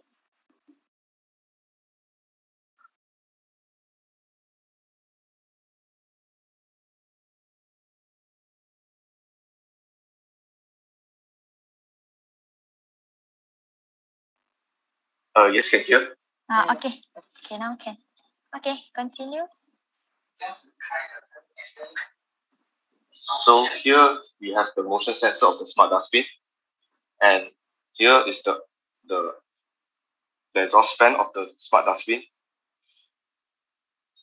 Besides that, here is also the on-off button of the smart dustbin. And lastly, here we have the external power source of the dustbin to charge it when it's at home.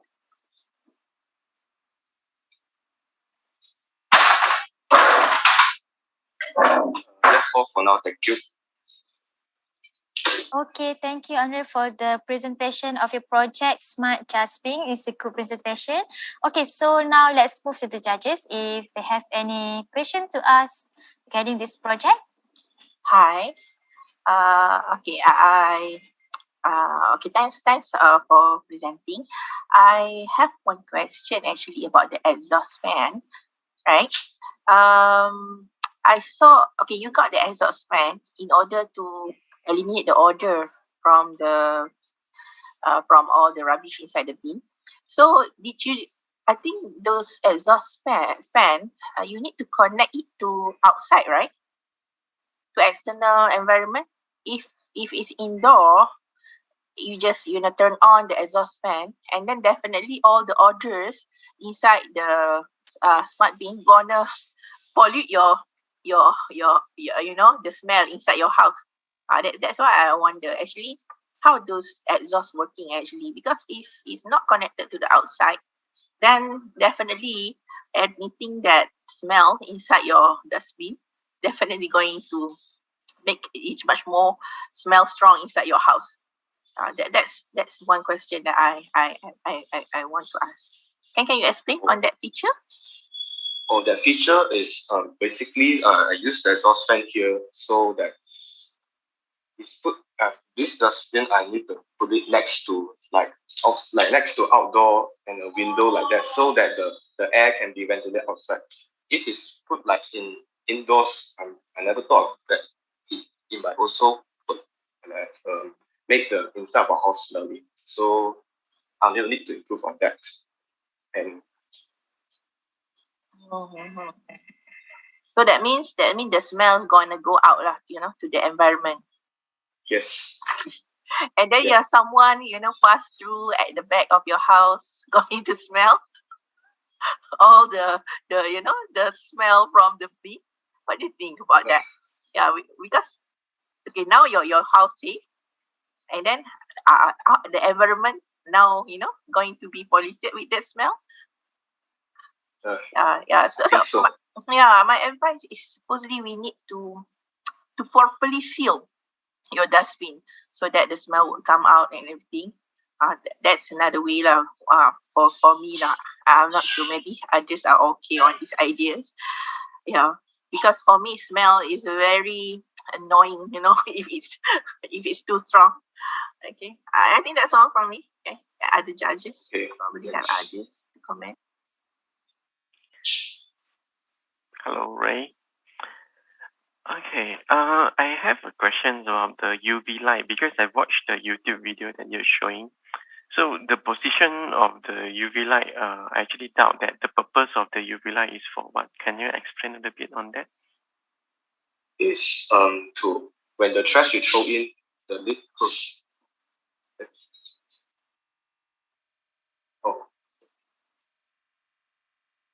Can you repeat the question again? Means that what's the purpose of the UV light inside the dustbin? It's like to eliminate the microorganisms inside the trash, so that when the bacteria inside that stays too long won't produce any disgusting smell in the trash also. Okay, because I look at the video that you demo in the YouTube, right? Your UV light is on the left hand side of the compartment, whereas your rubbish will throw on the right hand side compartment. So it means that your UV light will not able to. Your rubbish will not expose to the UV light. So I'm doubt that the functionality of the UV light. Yeah. Oh, okay. By right, if you want to, you want to clear the germs inside the rubbish, right? I think your UV light need to be on top of the cover. On the cover, so that it can directly expose the UV light to your your rubbish. Because if it's in another compartment, probably it will only clean up that compartment. That means all your electronic circuit, everything over there, right? But you won't really have the effective like what you claim. Yeah, overall, I like the design, especially the smart dustbin, the M replaced with the dustbin. I feel like this is very creative. Yeah, thank you for your presentation. Okay. So for me, back to the UV light again, and I'm not going to pretend I know much about the mechanism of it, but I'm not sure how strong do you need it to be to actually kill the germs, and if you need some kind of automation so that when people open the lid, you don't want people to maybe get exposed to it if it's too strong or something like that. But wondering about your idea about that. And also for the sensor that you're using for the lid to open, so what kind of range do you need to be to have it open? Because I'm wondering about the, people inadvertently triggering it if they just are just walking in front of it instead of wanting to actually throw any rubbish in the bin. So do you have like a maximum distance, or rather, maximum or minimum distance that you need, or that you use, such that only when people really approach the bin will it open the lid, and not just when they are passing through? The maximum range I see of my dustbin motion sensor is around 5 cm. But still, I wish to also improve the sensor, because sometimes it might be too sensitive that when it senses a little motion, that it will open by itself also. I wish to change it to an Arduino sensor so that it will start be really close, then only it will open. Okay. Thank you. Okay, so do we have any other question from the judges? Okay, I think no. You don't have any other question to ask for Ray. Okay, so thank you, Ray, for your presentation. And also, thank you also for the judges. Okay, so now you are done with your presentation. Okay, so we are done with the hardware category for now. So let's take a quick 10-minute break before we go to the games category. Okay, so please stay in this room, but you may off your camera and mic if needed. So we will come back at 11:15. Okay, thank you.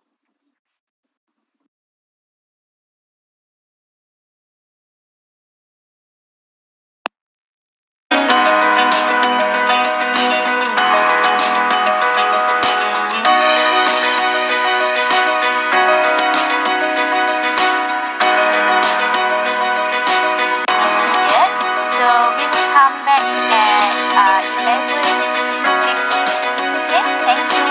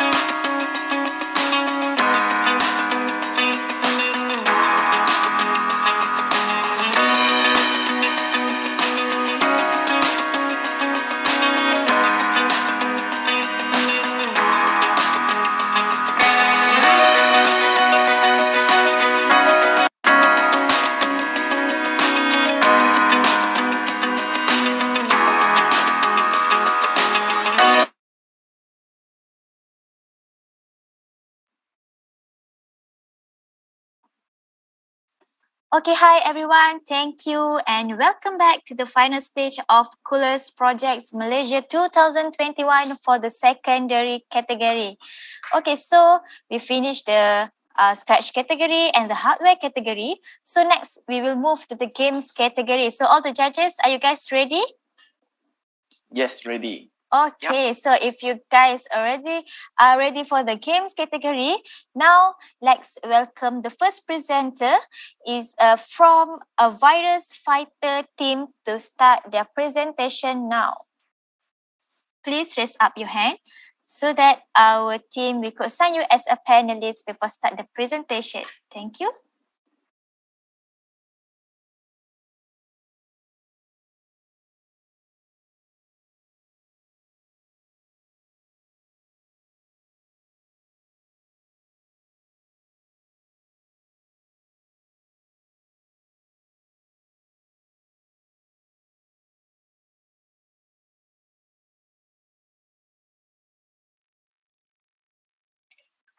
Can you see it my screen? Yes. Yes, Dijan, we can see your screen. So I'm going to start now. Okay, sure. Good afternoon to everyone. So today I'm going to share about my project, which is Virus Fighter. My name is Pi Xian. So the main objective of me creating this project is to motivate people to stay positive during this pandemic and also act as an entertainment for people. It gives motivation for people to stay strong during this pandemic, and it also improves my skills in coding and art.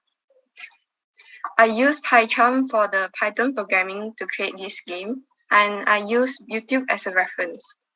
Besides that, I use graphic scale for the pixel art and Mixkit for the sound effects. Here I'm going to show you a demo of my game. So there are a total of 3 levels in my game, and this is the first level.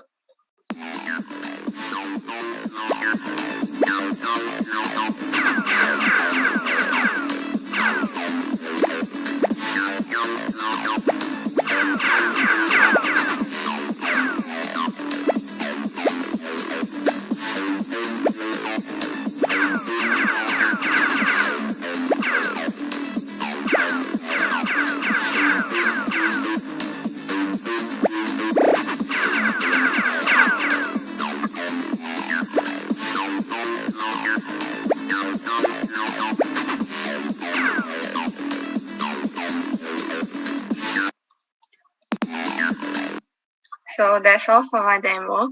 And how does my game work? So first of all, the main character is a doctor carrying a syringe containing antibody, and the enemy is a virus. So both of them will die and both of them can shoot each other. This is a health bar of the main character, and this is the bullet of antibody, and this is the grenade of hand sanitizer. Throughout the game, while collecting these boxes, the health bar, grenade, and bullet can be refilled. And for user interface, WASD is for movement, and Q is to throw the hand sanitizer. The space bar is used to shoot the bullets. So this is a demo of the grenade.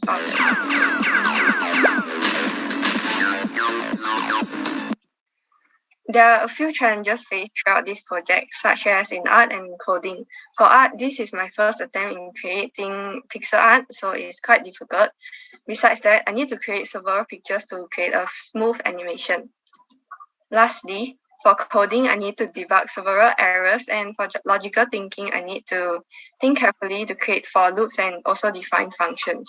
There are a few improvements that I will make if I have more time, such as in characters. I will add more characters and many types of players and enemies, and also an ultimate enemy if possible.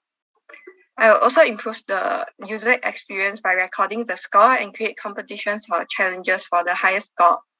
Last but least, I will improve the animations and features by creating more interesting and smoother animations. More features such as powering up the players and also weakening the enemy is also possible. That's all for my presentation. Thank you. Okay, thank you for the virus fighter team for a nice presentation. Okay, so we move to the judges. Does it have any question to ask? Hi, Izian. Hi. Okay, I have one question about the SOP sign. What does it for actually? It's actually to remind people to follow SOP, but more of it, Yeah. I intend it as a decoration. Yeah, because whenever the characters pass the SOP is I didn't see anything happen, right? Do they need to follow SOP here or any is he violating a SOP? Yeah, that's why I wonder. Okay, I think maybe you can maybe you have more time, you can add that features, make that SOP feature much more interesting. And another question, I found it's very hard to kill the virus, right? How many bullets should you shoot? Because because it made me a bit suspense because I shooting and then still alive. You know? Five. Need to shoot 5 times because I want to make it hard. Oh, it's tough like a COVID virus, right? Probably. Okay, that's all for me. Booster shots. They need booster shot. Okay, I pass to other judges for another question. Okay, thanks, Yizing. Okay. Thank you. Thank you for the presentation. Sweet demo, by the way. Love that game. So I'm just wondering, how much customization did you have to do on the Pygame library to get this working? And can you just give us like a couple of examples where you have to do them and what they are for? Thank you. You mean the coding part? Yes. Oh, so I need to open.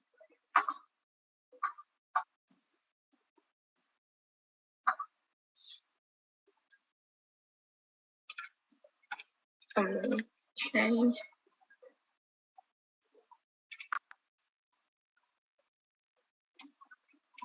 Can you see my coding?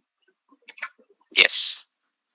Okay, so basically I use many libraries in Pygame, and I create the function separately, and in the end there's a infinite loop that all the functions will function there. Do you get what I mean? Okay. So what is that loop for? So the loop runs continuously, and there's a function to check whether the health bar is finished, like totally red. And if it's totally red, the loop will stop, and that ends the game. But if the player clicks the restart button, the loop will continue again. Okay, understood. Thank you. Okay. Thank you. Hello. When I look at this game, I thought this is something official game out there. It created a lot of memory for me when I was kid. Right, I play Mortal Kombat, something like that. Combat, very similar type. I would say your game is very successful and very good design. But one thing I do have a suggestion is I found that if let's say the doctor get contact with the virus, right, there will be a reduce in the health, but there is no animation on that. Yeah, maybe you can have some visual effect, or maybe blinking like on the doctor's side. At least we get acknowledge that you get in touch with the virus. And quite amazing with your programming skill in Python. I saw your code before. Overall, really impressive. I just wondering how long you have been coding in Python in order to really make to this stage. Actually, I learned Python in school, and I taught Python in school, like creating small sections for my club. And I'm doing so since Form 2, and now I'm Form 4, so like about 2 years of learning Python, I guess. Amazing. Yeah, really is amazing programming skill. And I think you can include some OOP methodology inside your code. It will actually make it much more easier to maintain and to grow your game. And I really encourage you to put this open source in Git. Is a really good foundation overall. I think this effort, if you put it on open source, I also hope that other students in Malaysia or overseas, they can contribute to make this game even cooler.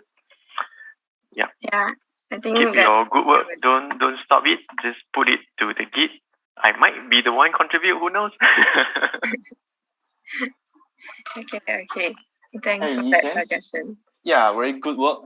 Same as Eric. When I saw your game, I think the memory come out like when I young, I played this game with my brother. Yeah, it's very similar.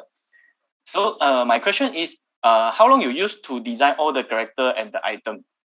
Yeah, because I saw very many character and the item. All is designed by you, right? Yes, I created them using graphic skill, and since there's many animation, I need to draw repeatedly. But I think I use 2 weeks to create all the animations because I actually purchased a board just to draw this animation, and that makes my work easier. I see. Very good. Thank you. Okay, thank you. Any other question from the judges? Okay, so I guess no. So we will continue with the other contestant. By the way, thank you, Eugene, for the wonderful presentation of the virus fighter from you. Thank you. Thank you. Okay, so now let's welcome the second team for the games category, which is a math question team. Okay.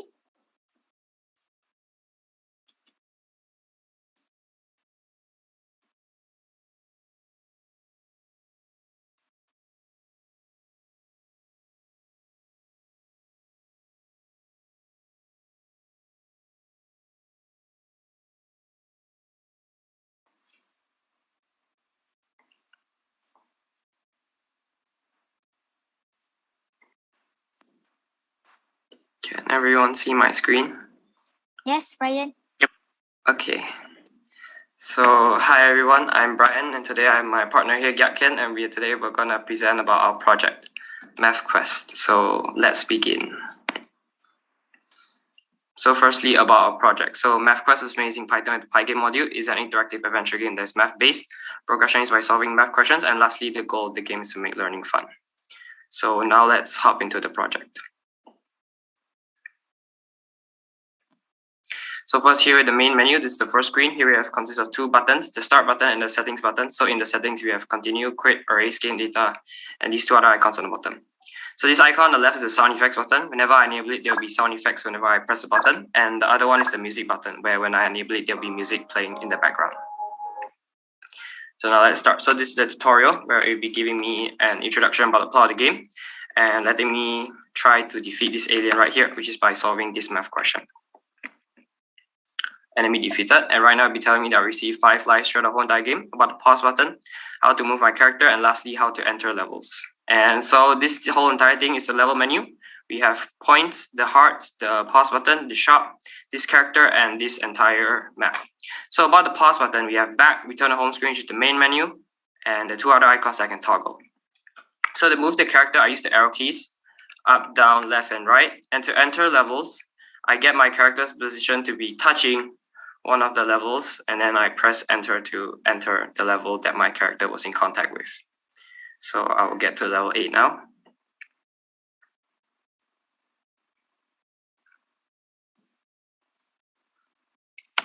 There, so this is level 8, and I will quickly finish this math question. So I got it correct, and as you may have noticed, my points went up by 4, and that is indeed what I gain whenever I get a question correct. I can also advance to the next level. The next level isn't unlocked yet. So what happens if I lose in a level? Let's see. So I'll lose a life. If all of my lives are lost, it'll be game over and I have to restart the game all over from the beginning. So to prevent that, I can use my points over here and go to the shop to buy lives. I can purchase either 1 life or 2 lives. 1 life will cost 20 points and 2 lives will cost 35 points. So right now I can only afford 1, so I'll just buy 1. So as you can see, 1 of my life is regained and 20 points was subtracted from my total points. So now I'll head on to level 9. And I also want to mention that inside levels, there's a pause button where I can use to exit the level or continue answering the question. So I'll get this question correct so I can advance to level 10.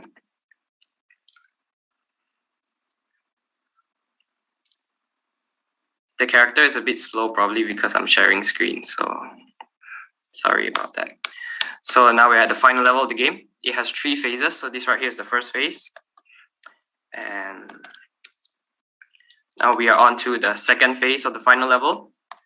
And now for the last phase. So this phase is optional. I can choose to answer it or not. If I choose to answer it like I do here, and I get the question wrong, it will tell me I got it incorrect and the answer to the question, which was 9.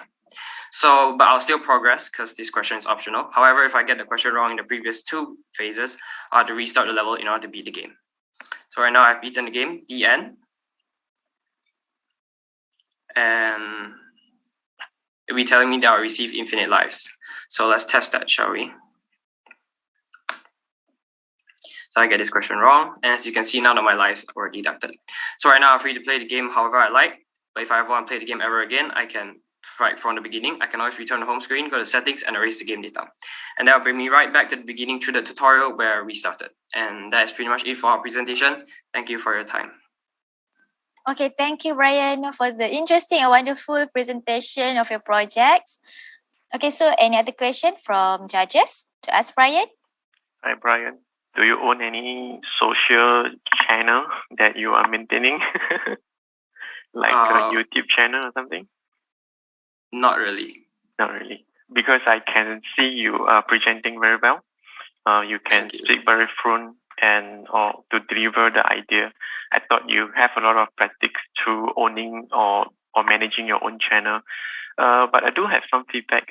Maybe you need to put a little bit pause in between, so you let people easier to catch up what you are speaking, because you are too fast without a break.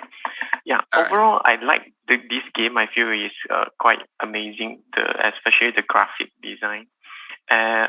One part I feel a bit boring is I need to navigate the errand to go to that particular stage and then hit enter. Yeah, I feel that part a bit boring. You need to navigate instead of just click or maybe make it more fun. Yeah, that's my feedback. Overall, very good. All right, thank you. Yeah, keep the good work. Thank you. Okay, Brian, I have one question about the time you need to answer those mathematical questions. Okay, 1 + 1, you might be able to answer it 1 second.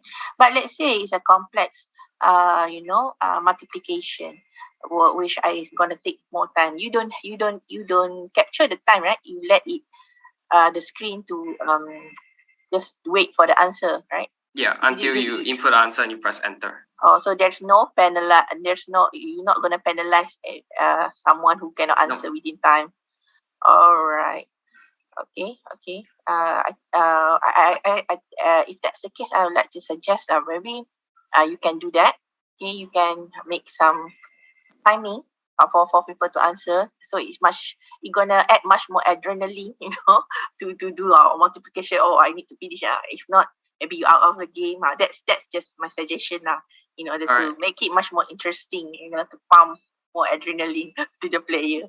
Okay, thank you. Thanks. I have a question about the levels that you have from 1 to 10, right?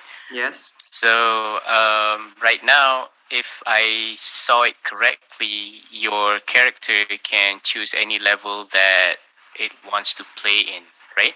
No. If the level is not unlocked yet, you cannot enter the level. You have to play the previous level and get it correct, then you can advance to the next level. So I started at level 8 there. Okay, got it. That's just what I wanted to confirm about. All right. Cool. Thank you. Thank you.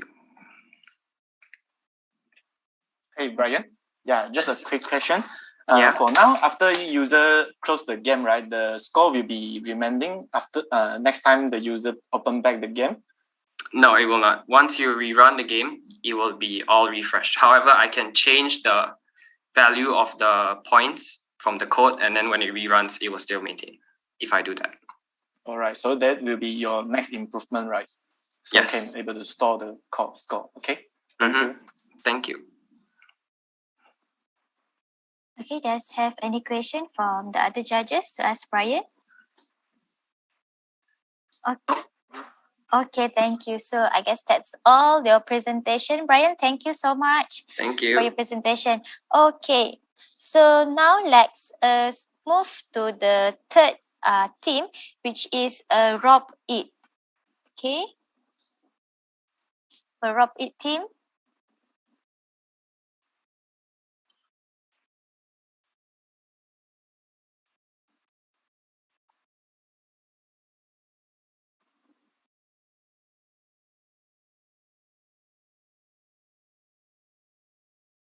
Hi. Hi. Hi. Wait for my, yeah, okay. So I'll start my share screen now.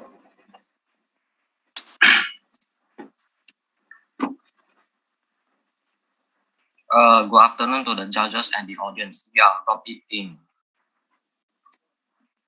Yeah, my name is Xing Xuan. And my name is Hao Xuan. So we are from Chongling High School.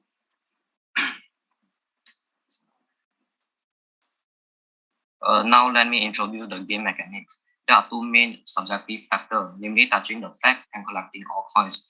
You cannot advance to the next level until you complete these two tasks.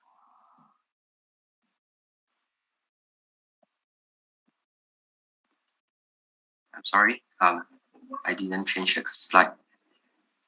Okay, so in the process of you reaching the flag and collecting the coins, so these two requirements are the main requirements to win the game. If you lose one of them, you cannot proceed to the next level. Okay, so in the process of reaching the flag and collecting the coins, you need to dodge from the bullets and also jump carefully to avoid falling into the trap and having to restart the level again. Yeah, so within 1 month, we updated our game by editing new levels and features. So after we get noticed that we are finalists, so we improve some new levels and features. Yeah. So Hao Xuan, you may continue. We have added level 3 and level 4 to the game. The new level is more difficult than level 1 and level 2.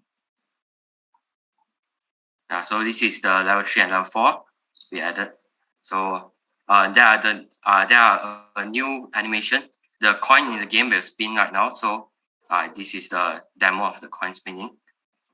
Yeah, it will spin like this until you collect the coin. Yeah. So we improve the user experience of our game for the players. So there are new sounds in the game. I think can you hear the sound? Yeah, okay. So there are jump sound effects. When you collect the coins, there are sound effects also. And the bullets when the enemy shoots you. Yeah, so we also added a new options menu, as you can see. So the options menu, you can now adjust the music, the volume of the music, and also the sound effects. So you can adjust from 0 to 10. Yeah, so you can adjust the volume of the music and sound effect to the comfortable one. Yeah, so we also release our new version of our game on GitHub. So you may take a screenshot of the QR code and scan it later to visit our repository.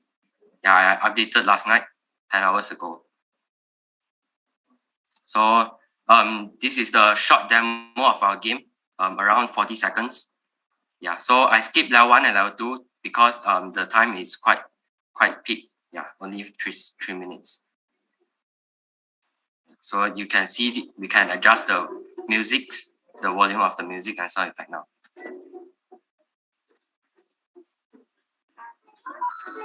Yeah, so this is the level 3. I skipped level 1 and level 2.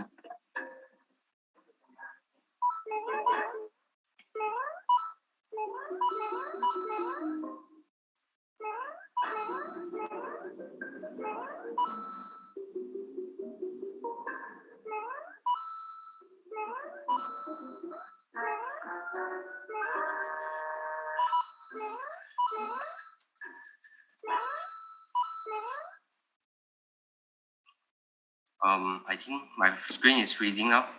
I'm not sure why. Like that.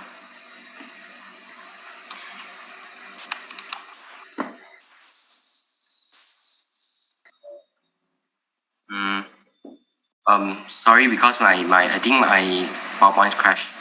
Yeah, I will share my screen.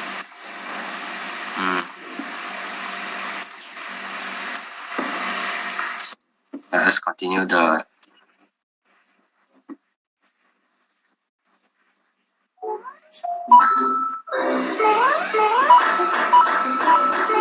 So if you reach the flag of level 4, then you will win the overall game. Yeah, because there's only 4 levels of the game. Yeah, so thank you. That's all our presentation. And Hi, this is Xing. Hi. Really nice design PowerPoint slide. Yeah, thank you. Also, the game design is very well. I look at the code that you have for the map, right? You have a CSV file for that. Yeah. How do you generate the CSV file? Any software that you use to do that? Oh yeah. I can share my screen of the software. Stop share.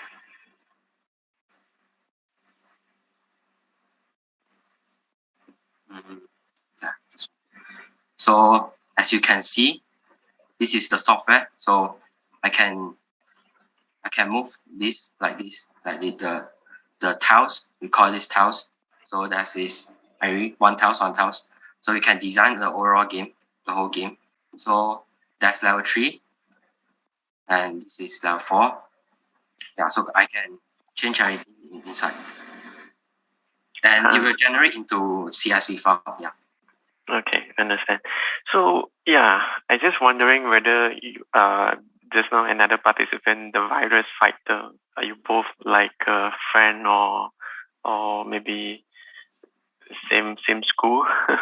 No, because I think you both can work together, have a partnership on develop a game, because both of the I would say the game design are very similar. It's just that a different background story, right? Yeah. I believe you both can learn together and work together to create your own game. Yeah, and I also very amazed with your programming skill. Keep your good work. Well done. Yeah, thank you. Thank you. That's a very good presentation and a very clean game design. Well done with that. So my question is, one is, are you using any kind of backend database storage to store the results or the scores for each player? Or if not, do you plan to do that in the future? And another one is, what do you think about adding different kinds of rewards and punishments into the game? For example, now you have the coin, maybe you want to include something else as well that will have other values, maybe a higher or lower value than the coin for the score. And then also some kind of enemy that, for example, the team that Eric mentioned just now. So maybe, bad guys shooting at you or something that you also have to dodge, or traps that you can fall into, things like that, to just add more challenge to the game and, make it more fun, maybe. What do you think? Firstly, it don't have a backend. Yeah, because we not familiar with the backend part, and also that is lack of time, so we couldn't do that in 2 months' time. Also, that's trap here, but I couldn't present it in the slide because only 3 minutes for us. That's only 3 minutes for us. So actually, the original video is 13 minutes long for 4 levels.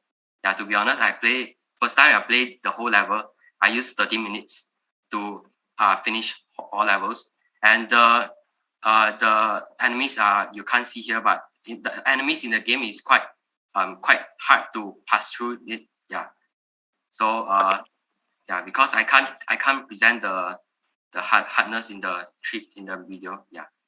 So I only edit the the parts which I win the level. So yeah,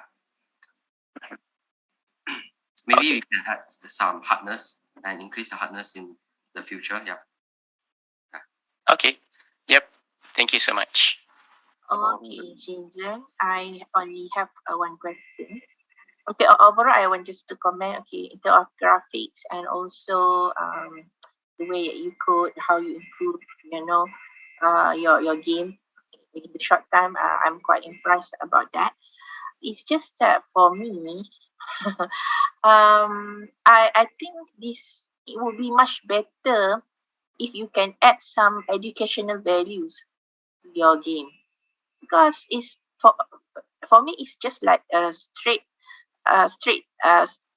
it's just like a game that you can use to spend your time, but I would expect there will be something that you can learn at least, or maybe for example, okay, if we look at, for example, a lot of games in our phone right now, for example, even the Dragon Raja, they also have like quizzes, some basic knowledge about the world, this is simple one, which tallest mountain, for example.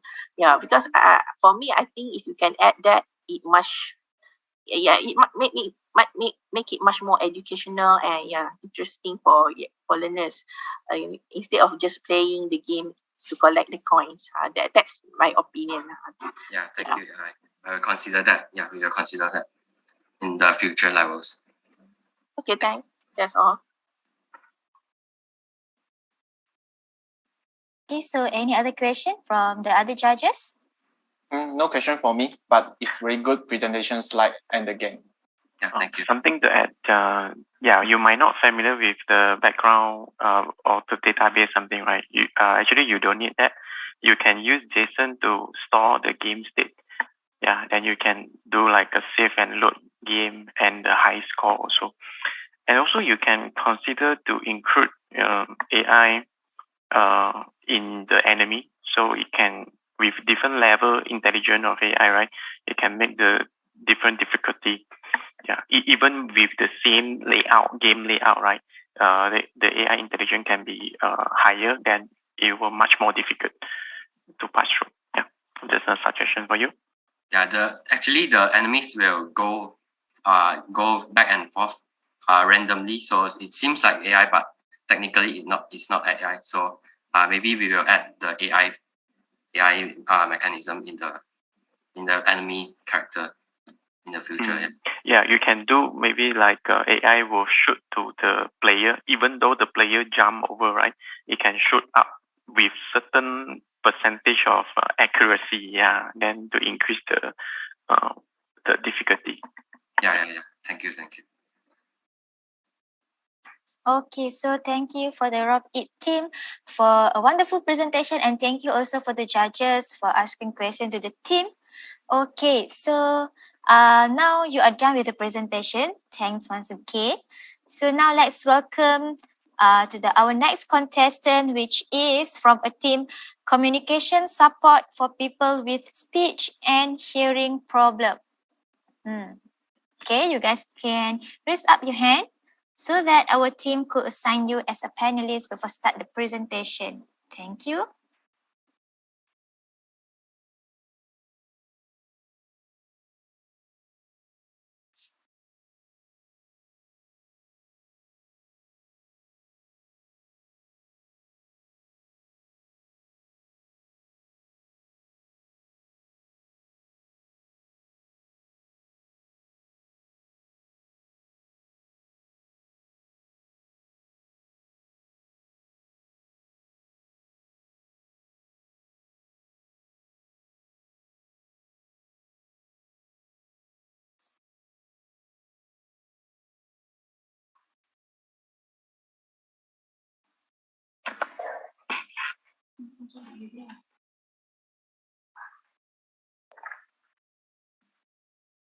Sorry, we cannot connect to the video.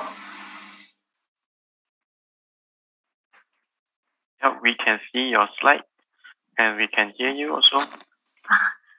We cannot show out the image. For now, we can. Can you see our face? Cannot. We only Cannot. can see your slide. We cannot start our video, so you can see our face. It's okay. You can continue with the presentation. Yeah, it's fine. Okay.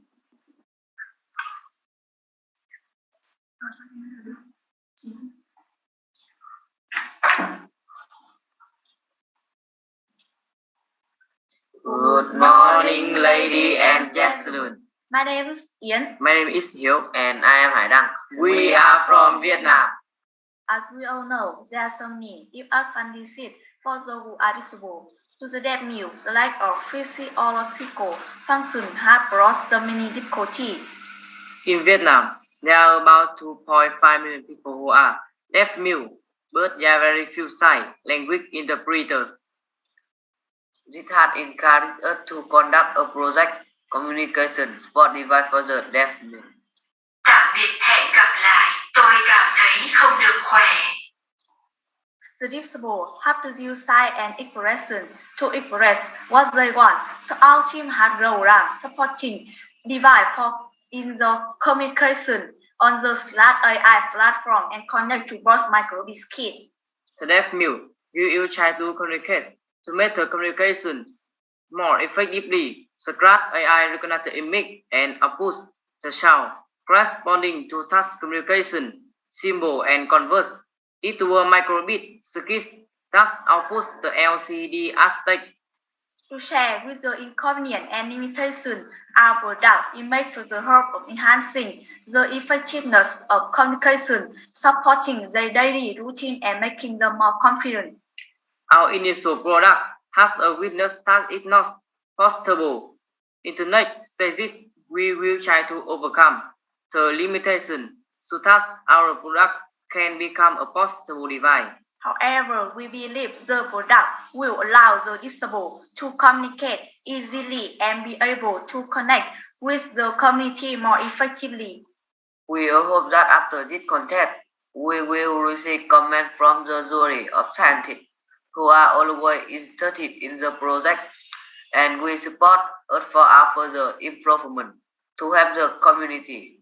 We sincerely thank you. Nice. Thank you so much for your presentation. Okay. So does we have any question from the judges to ask the team? Hi. For me, this project is an interesting project. That's my point of view. It's just that I need some more explanation. Actually, how this project works. Actually, it captures the video of sign language and then interpret it out loud using speakers. Is that what happened here? So you mean the programming progresses? I mean the overall working of the project. How does it work? Actually, it captures. Okay.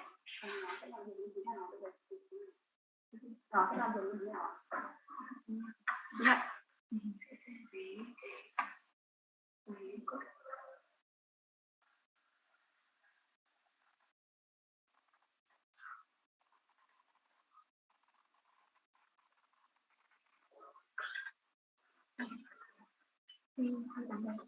Okay. This is like a demo, right? Yeah. So you can see. Okay. Yeah, I can see right now. Because our student is practicing. All right. Yeah, you can see. Okay, thank you.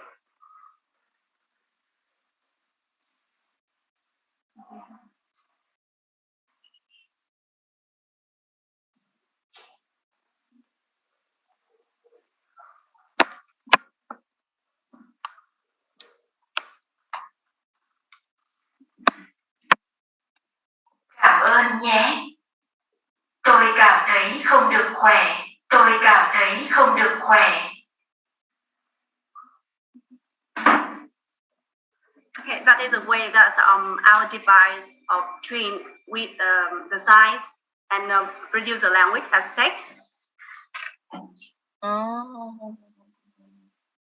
Okay, that means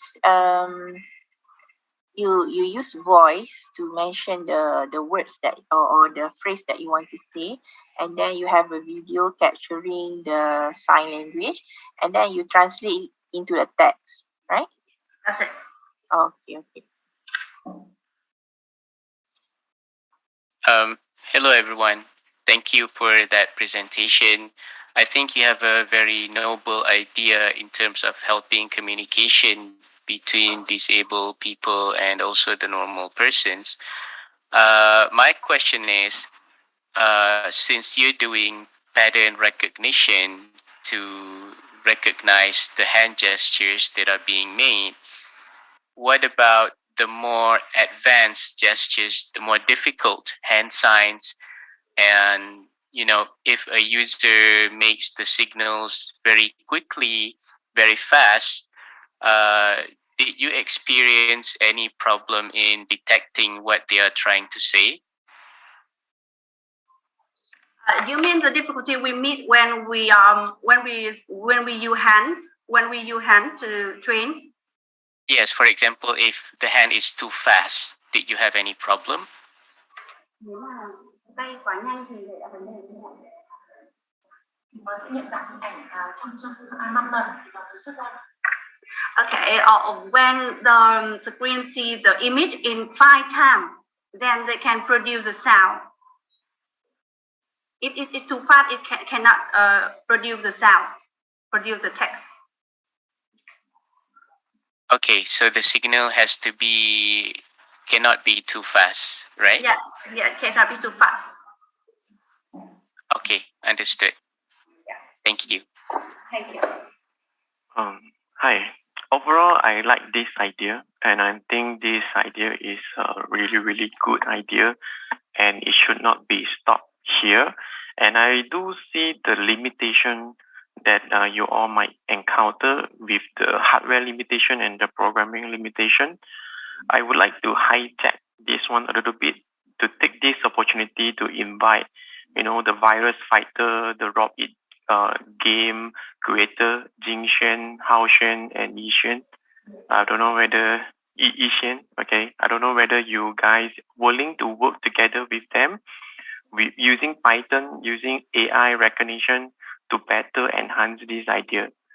Yeah, and also if you guys are set up a team, and please include me as well. I'm thinking this idea should not be stopped here. We should really use programming skills and better hardware to really make this project even cooler. Okay, that's all from me. Thank you. Thank you. Yes, I don't have any question as well, but this is a very good idea. Yeah. Okay, keep it up. Thank you. Okay, thank you. So, Mr. Uwe, do you have any question? Yeah, I have Okay. one. Just curious to know where is the microbit fit in terms of the hardware, because I don't see the microbit having a camera there, and if you need a camera, microbit doesn't cannot interface with the camera. So where does the microbit fit in? Then since you need a camera, then most likely you get a better platform, right? Like a computer or maybe phone. So why don't just use the phone or computer as everything? So just don't need to use microbit, in other words. Yep.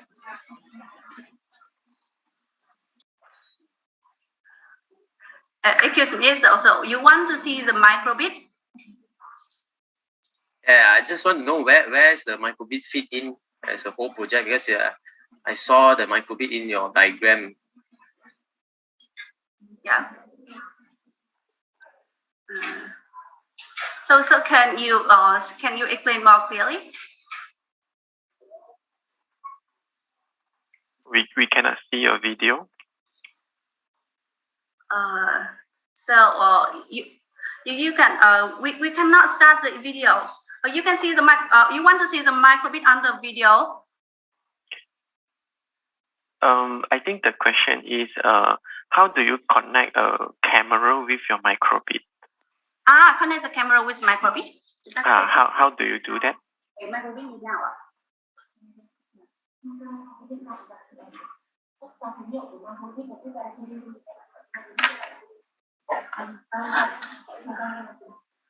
We use the camera in the computer and produce in microbit. And from the microbit, we produce the LCD as text. Okay, understand. So the microbit is to produce the text on the LCD. Okay, that's it. Yeah. Okay. Anyway, it's a good project lah. Just maybe in terms of hardware, like Eric says, like you can actually optimize it. Yes, thank you. Okay, so thank you for the judges and thank you also for the wonderful presentation from a communication support device for a problem with speech and hearing problem. Okay, so now you are done with the presentation. So thanks once again. Okay, so judges, we will move to the last group for the games category, which is the AI assistant. Okay, the team of the AI assistant.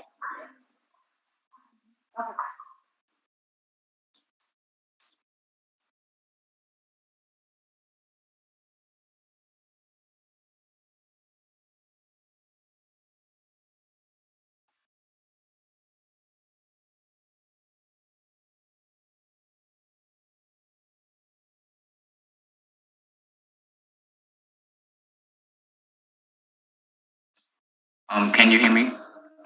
Yes, now we can hear you.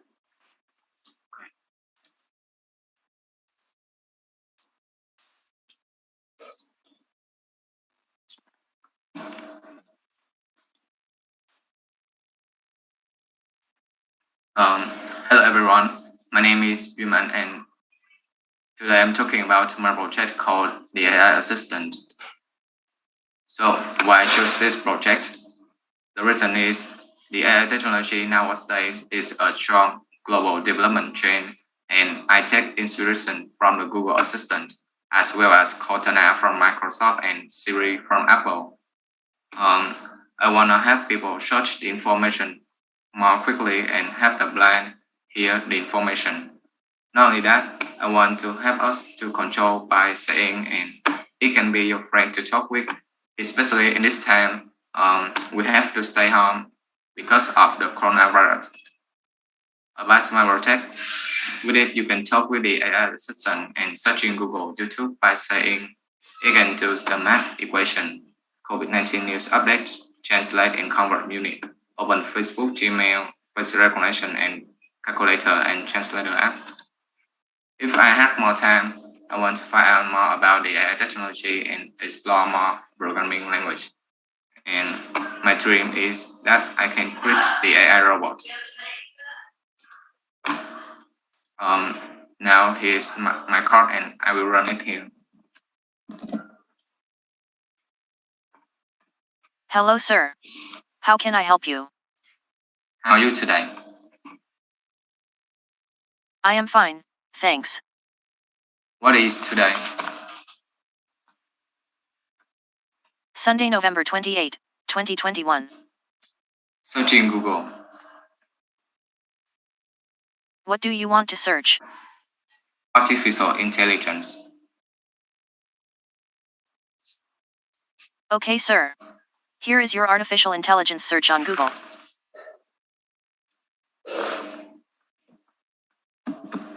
Math equation. Okay, say your calculation to equal. 93 plus 81 divided 3 times 55. Okay, here is your result. Do you want to calculate more? No. Well, okay. Translate to Japanese. Okay, say your words to translate. Hello, how are you? Okay, here is your result. Hello, how are you? In Japanese is, こんにちは、元気ですか? do you want to translate more? Yes.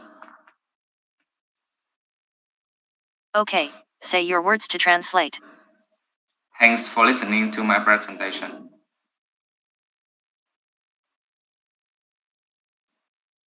Okay, here is your result. Thanks for listening to my presentation. In Japanese is, 私のプレゼンテーションを聞いてくれてありがとう。COVID-19 news update. okay. Opening COVID-19 update news.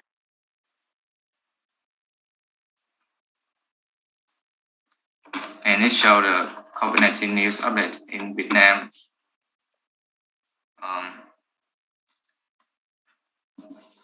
Open Translator app. Okay.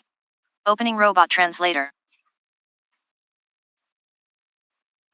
And here is my robot translator app, and with it you can translate to any language. And here's in Japanese. こんにちは、みんな。 In French. Bonjour à tous. Korean. 여러분, 안녕하세요. Here's the end of my presentation, and thanks for listening to my presentation. Thank you. Okay, thank you for your presentation for the AI assistant. It's very interesting. So now let's move to the judges. If you have any question to ask regarding this project. Hi, Mandoy, right? Your name? Yeah, I feel I am quite impressed with the robot because it seems like you be able to capture all you say correctly, right? I think you train it first, because if I use, for example, Google Voice, sometimes if whenever I say things in English, it will translate it into different words. You know, for example, I want to say fine, F-I-N-D, it will say fine, F-I-N-E. Yeah, probably because I'm not native English, so yeah, my pronunciation will not be good. But your robot seems like very good in understanding your English. So I wonder, I assume that you probably train it with your voice, right? Yes. But let's say I use my voice. Can it translate words by words correctly too? Yes, it can use your voice too. That means it can capture my exact words exactly, or yeah, it might. Yeah, as for example, as I just mentioned, I might say find, but it will translate it into fine. Yeah, how do you distinguish the words that maybe sound a little bit same, or you already have trained your AI with sets of questions to answer? Yes. You can answer to my question too. All right. So in your program, you have trained it with all the anticipating questions, right? If I ask something that is beyond that, or then maybe it will need a new train, right? New training set of data. Okay, I just wonder that. Another thing, when you ask how are you to your robot reply thank you, but can't your robot ask you back how are you, Mandoy, for example? Yes, it can ask me too. All right. So usually by default it would just answer thank you, right? Fine, thank you. That's all. It would not ask you back whether you are good or not. How are you? It would not reply how are you back, right? When I say hello or how are you, it will say I'm fine, thanks, and what about you? Oh, that means you need to update it, right? In order to make it be able to do that, right? Right. Yes. Okay. That's all I just want to make clear. Okay, maybe other judges got other questions.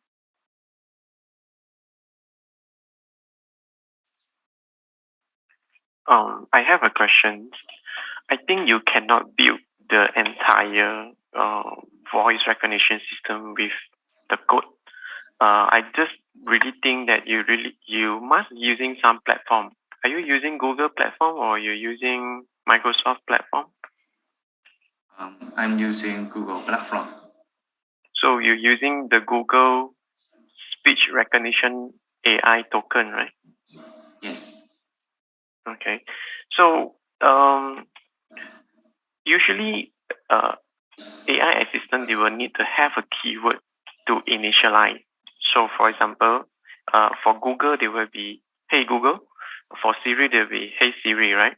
So in your program, what will be the keyword to activate the AI? Maybe say hello and it will work. So right now you're not setting a specific keyword for that?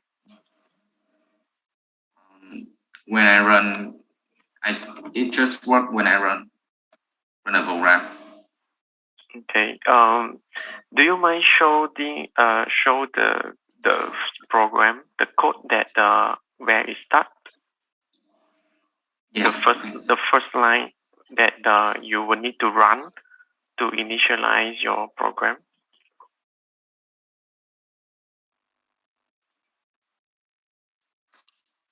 So here's my code. Yep, I can see.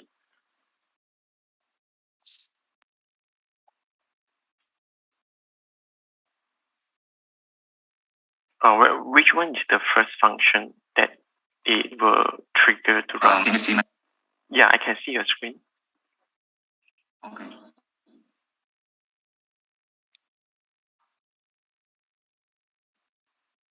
Can you scroll down a little bit?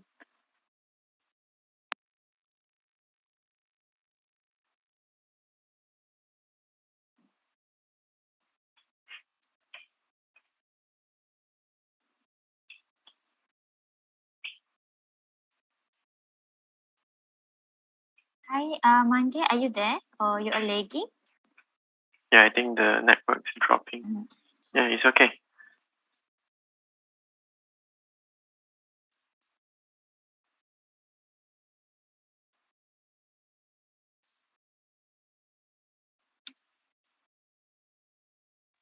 Can you hear me? Yeah, we can hear you.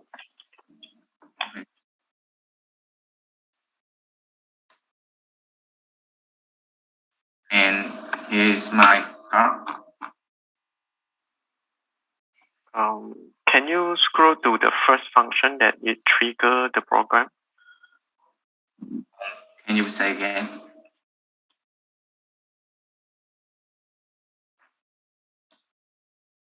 Can you say again, please? Can you scroll to the first function, the start function, the initialize function of your program? Okay. Here's.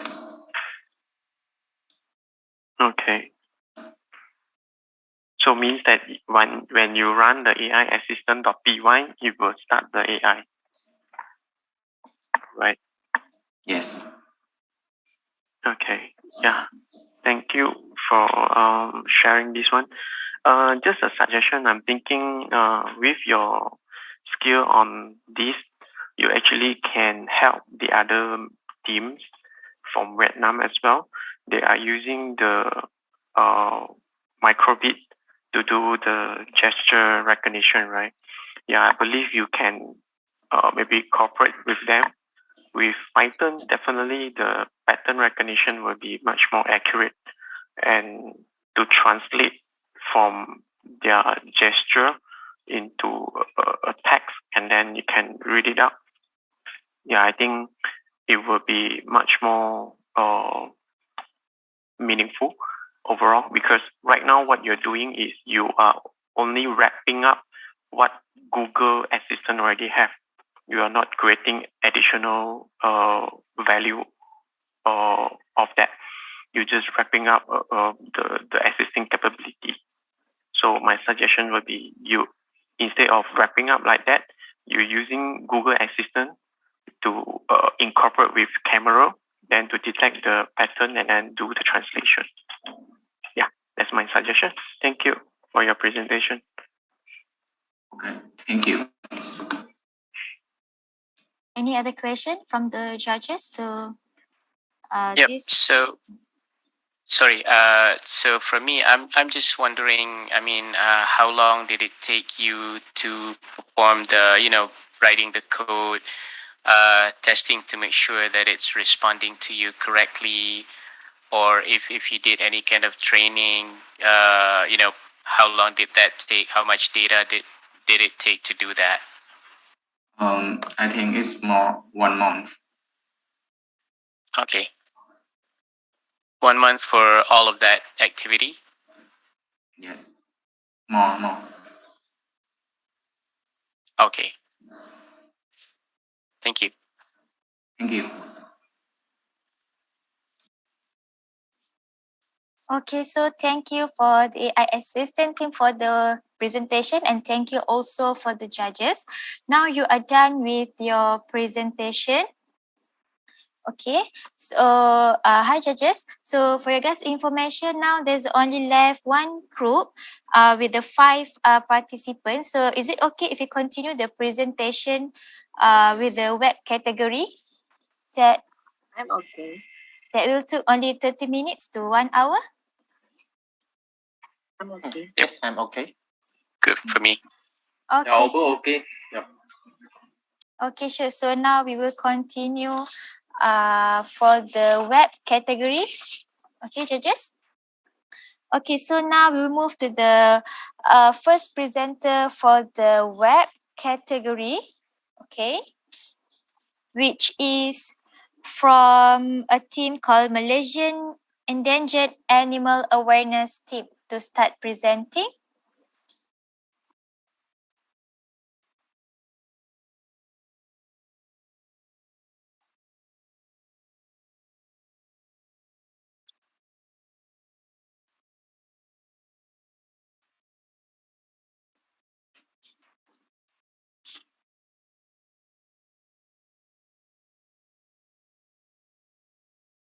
Okay. So for the team, you can raise up your hand so that our team could assign you as a panelist first before the presentation. Hello. Yes, hi. Okay, I'll just present my entire screen. Okay, sure.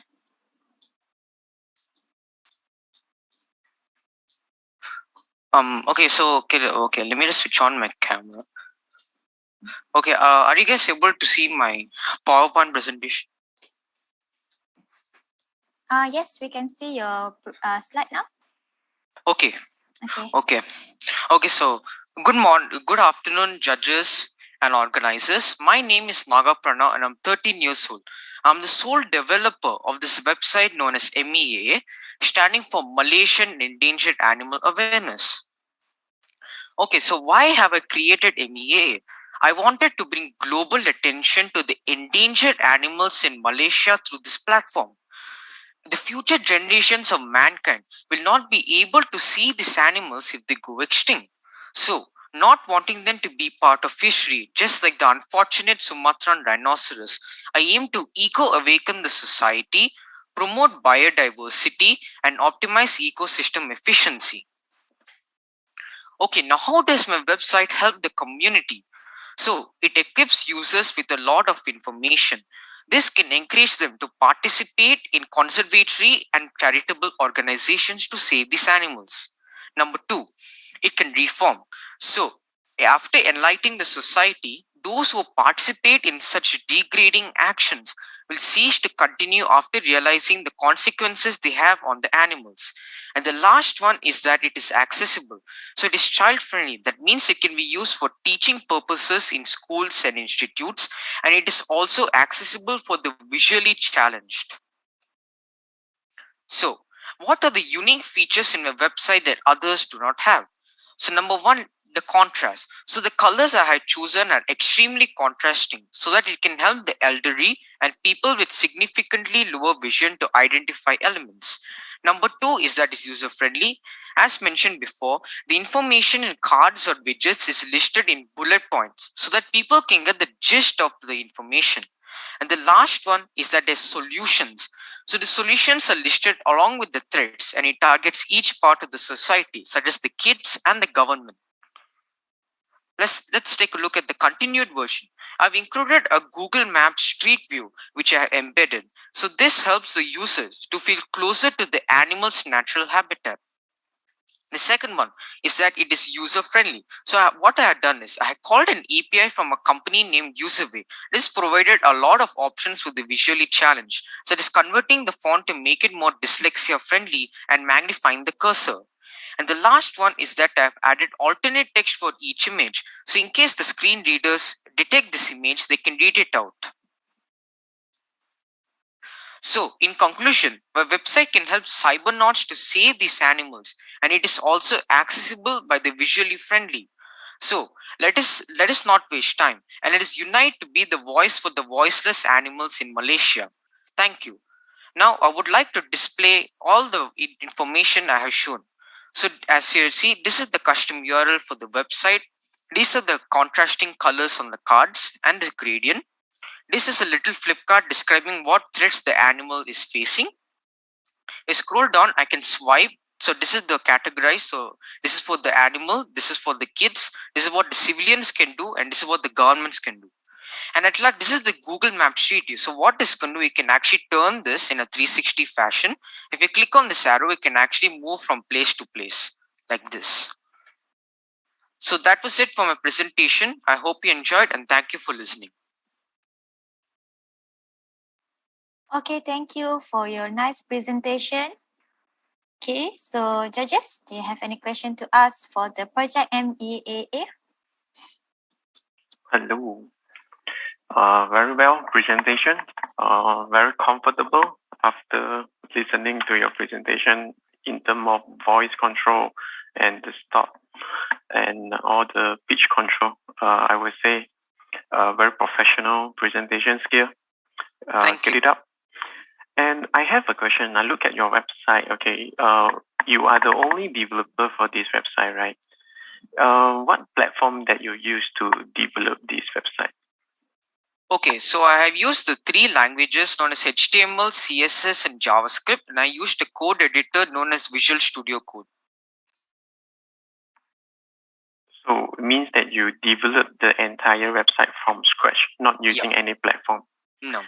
Okay, impressive. What IDE that you use? Could you please repeat? Which IDE that you use to develop this website? Could you please explain what's an IDE?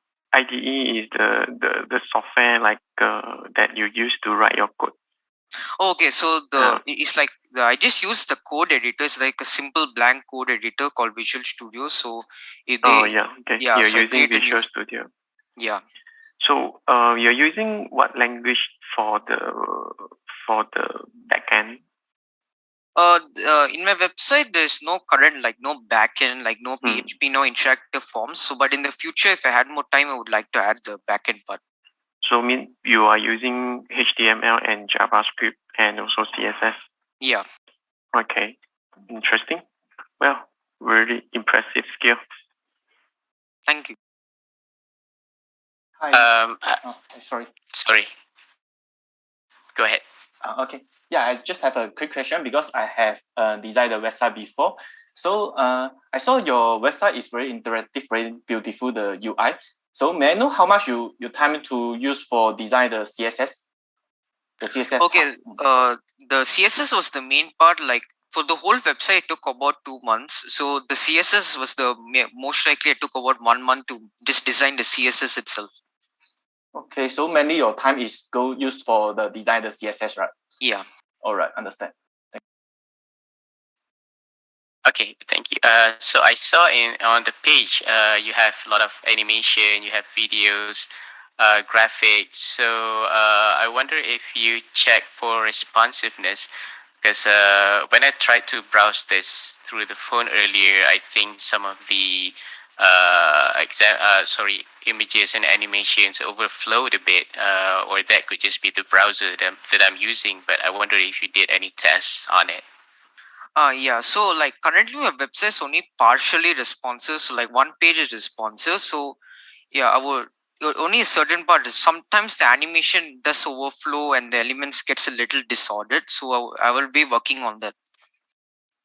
Awesome, thank you.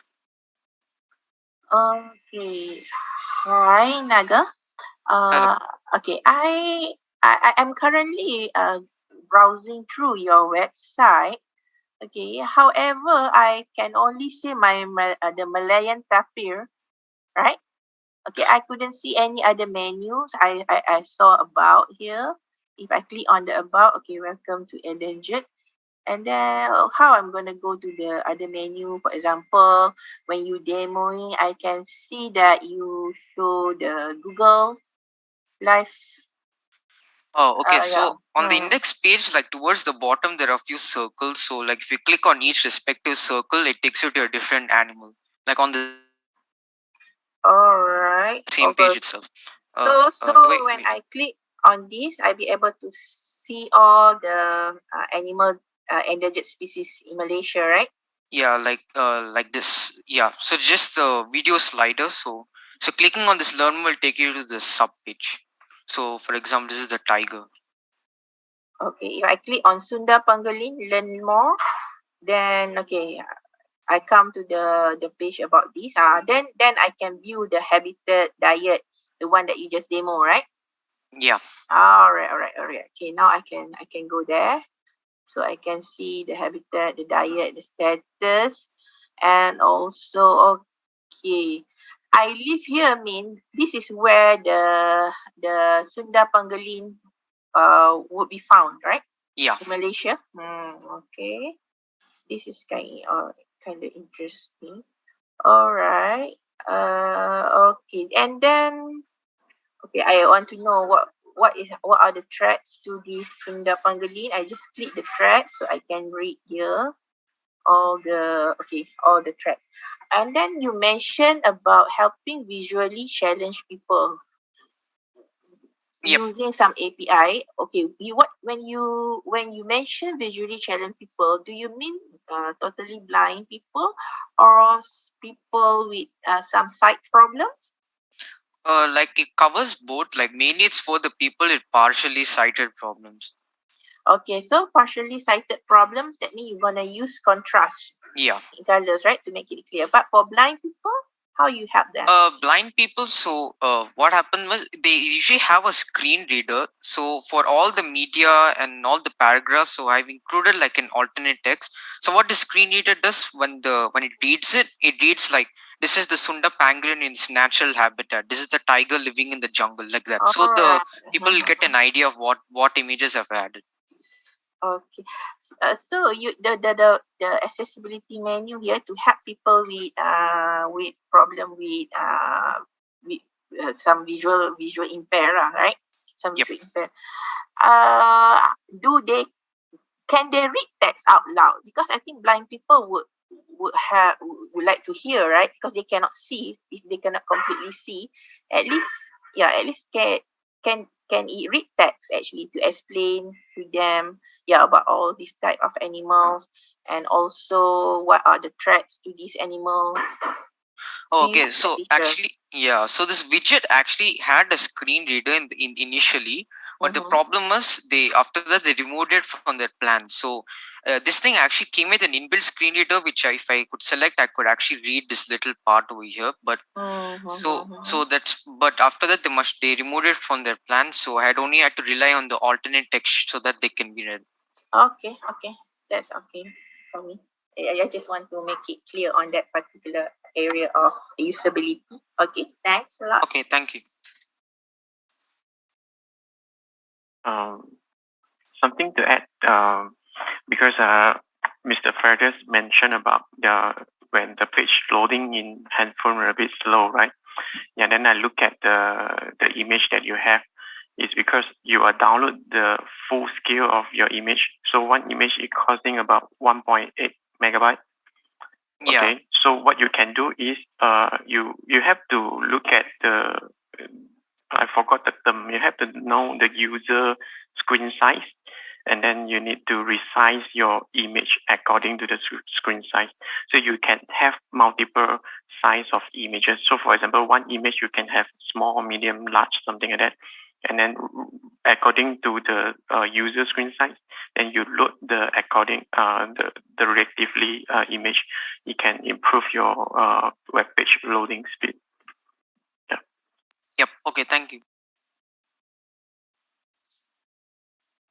Okay, so any other question from judges?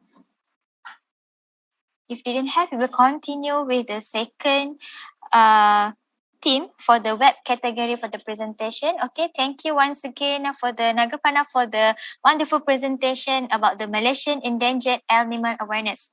Okay, thank you. Okay, so now we will move to the next theme, which is quarantine. Okay, quarantine team, you can raise up your hands so that we could assign you as a panelist. Okay.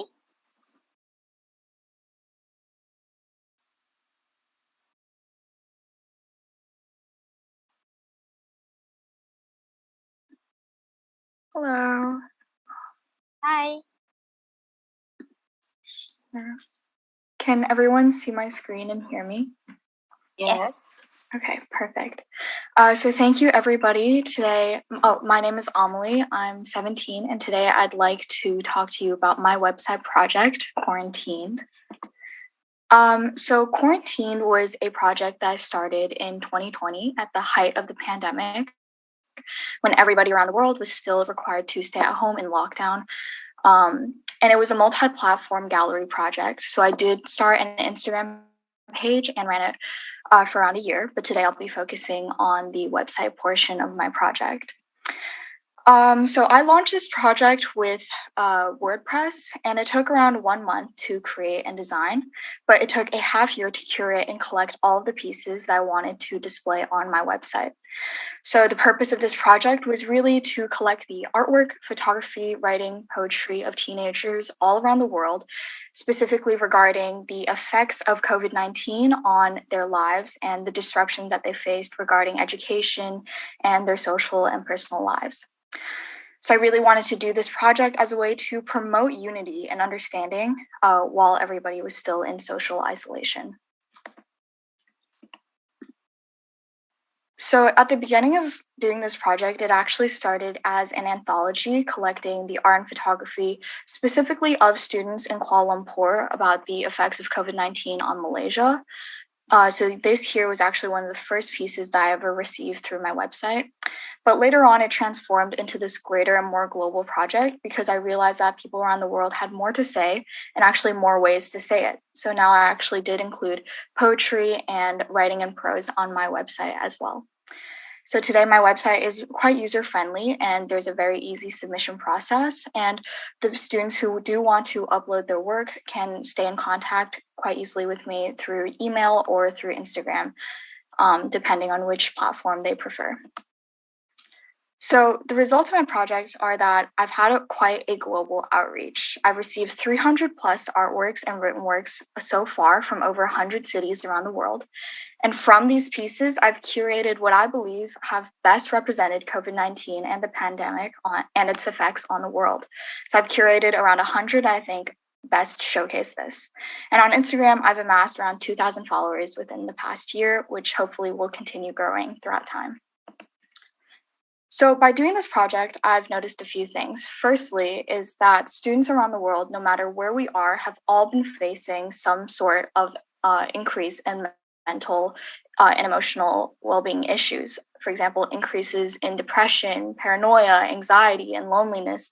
These are all things that students have been dealing throughout the world, and that really becomes apparent in their art, in their poetry, and in their writing. So this quote in the middle is one that I've actually included from a poem submitted by one of these students. Concerns over Zoom education, like seen here, or illness and the loss of a loved one. Those are all themes that have become apparent throughout time when you scroll and look at my website. So here are some other visual arts pieces I've collected, some photography pieces, and some poetry pieces. Now, I also do have writing and prose, but those were a bit too long to include today, so you can head over to my website for more. But moving forward, some place I'd like to improve is to create a donation collection function and work with charities across Asia. I have started doing this recently with Color Away COVID and their campaign, but I'd like to continue to provide COVID-19 relief to vulnerable communities to create even more of a social impact. So here is my website. Thank you. Okay, thank you, Emily, for your wonderful presentation, which is a quarantine. Okay, so let's move to the judges to ask any question for Emily. Hi, Emily. Okay, I'm Karina. I think your website is suits to look at. I like the overall layout. Okay, but I have one question. Do you have a copyright for those artworks that being published in your website? Because I for example, I click on one of the images, I can save it into my own hard drive, right? And then maybe if I'm bad enough, I can just claim that is my artwork. So how do you protect these visual artworks, those poetry? Because this artworks, either it's a visuals or poetry, is also need to be copyrighted because it's someone's effort, right? For you to publish there, okay, maybe you have like how do you deal with the original authors who create those visual arts and also those poetry? Because it seems like easy for me to copy the image and then there's no watermark on those art. So I'm afraid there must be a violation here in terms of copyright. Okay, how do you address this actually, Emily? That's my question. That's a really good question. Actually, the reason why I created this website as an artist, I had that in mind. So when I have the submission form for everybody to use and upload their own work, there are a lot of privacy agreements and policies. Even on my website, you can see it at the very bottom of the page. If you'd like, I can share that with you as well. But actually, you did point out something really interesting, which is, there aren't watermarks. And I think moving forward, that is something I should be continuing to consider. I hope you need to consider that because this is very valuable, not supposed to be stolen or to be claimed by others, as theirs. I completely understand. Nice visual arts and also poetry there.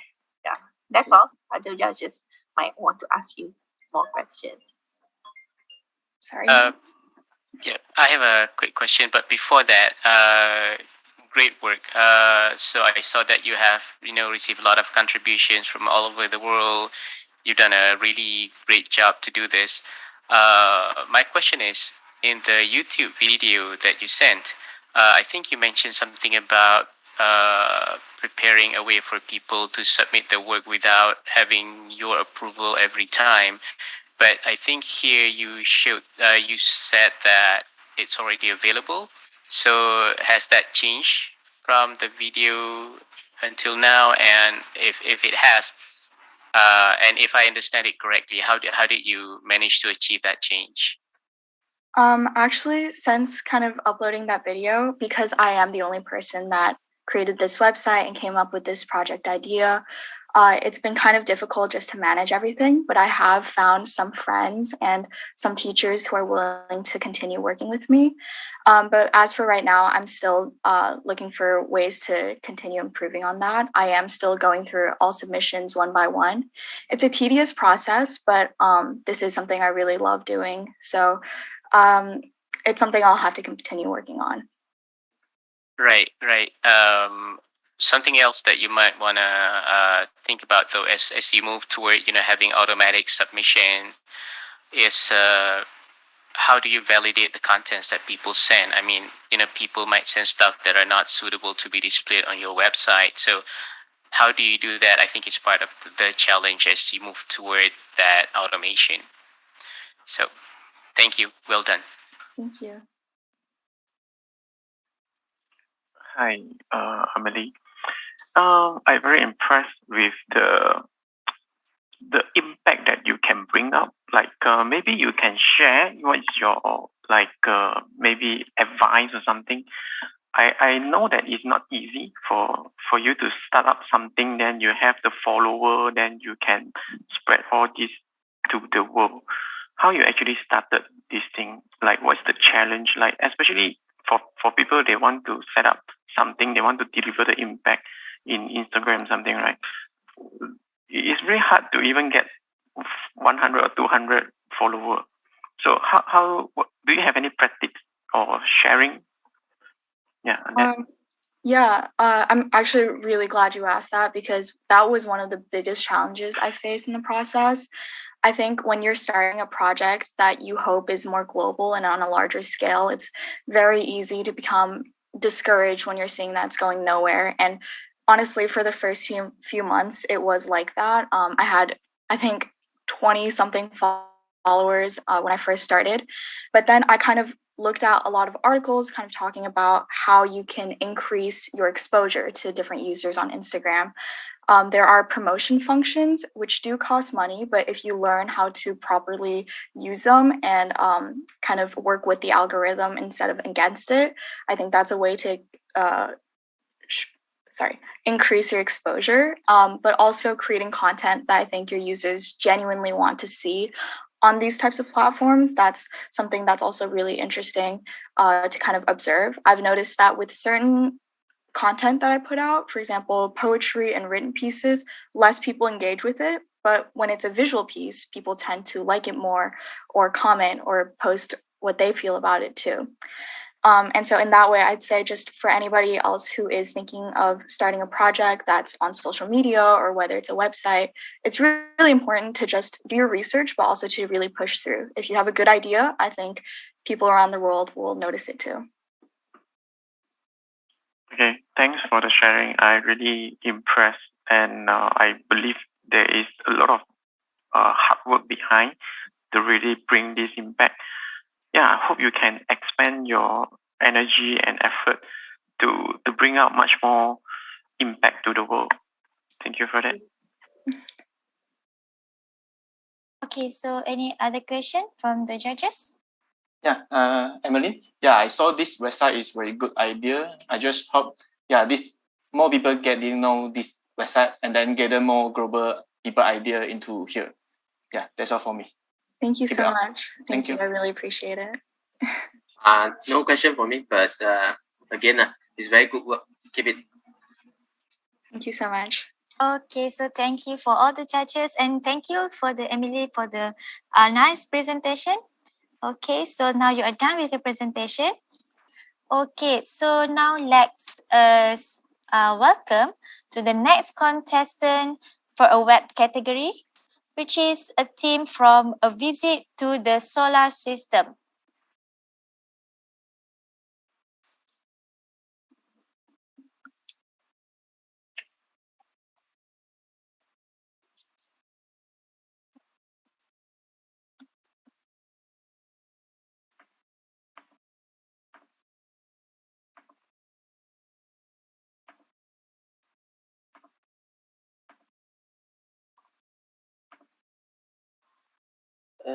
Hi everyone.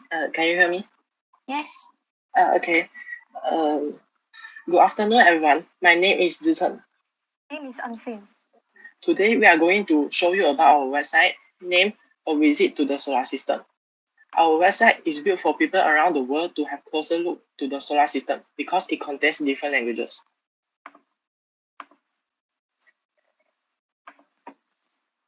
As we are using CSS keyframe, so you can see the planets moving around. Our header also forever at its fixed position. The next one is introduction. Here, we have used CSS Clip Path Maker to cut the image into the shape we want, and also pop-up window. Pop-up windows look like this. Okay. Next, we also have a page and lots of container with the information of planet's revolution. Users can click on the Show More button to proceed to each page, which will show more information.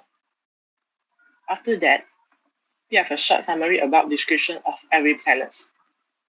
This is a JavaScript slideshow, and users can click on the Learn More button, and it brings us to each page.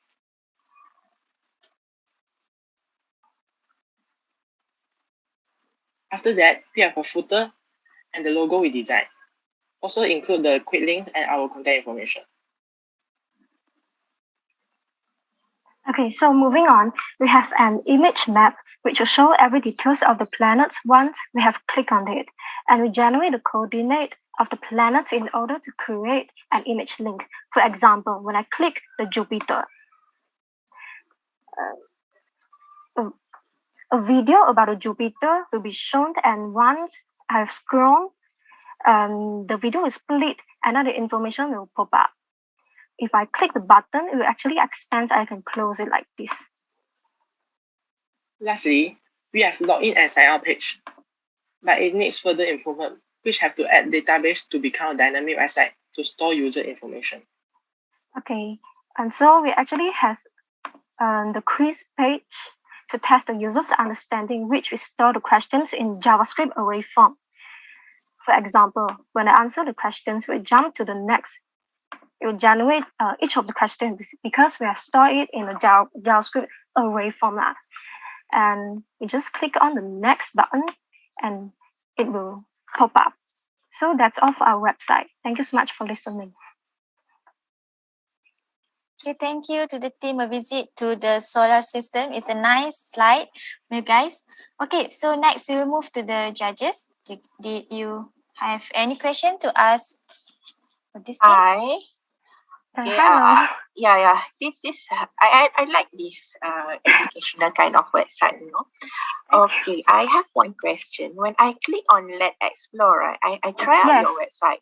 I click on Let Explore, and then on my page, okay, where I click on the Earth image lah, because Earth image usually is not like that red, right? But when I hovering my mouse on the Earth image, it says Jupiter. But when I go to the second planet, from the sun, it say Earth, because I don't think our Earth is that yellow, right? Yes. It's because I wonder. Okay, because I'm afraid that I make some mistake lah. You know, maybe I forgot already about the solar system, so I check back. But logically, I don't think my Earth is that bright yellow. So okay. Yeah, I can explain that. I'm so sorry about that because you need to look at it. I need to explain about this. This image is one image. I didn't include all of the image into one picture. This is just one picture. In this page, it just have one picture. And then how to get all of the link. Actually, I generate the coordinate using JavaScript. Is because here we got 8 planets, right? We need to get each planet's coordinate in order to create the 8 image link. So, so actually, maybe my screen size problem. So the coordinate is slightly different in your devices. That's why.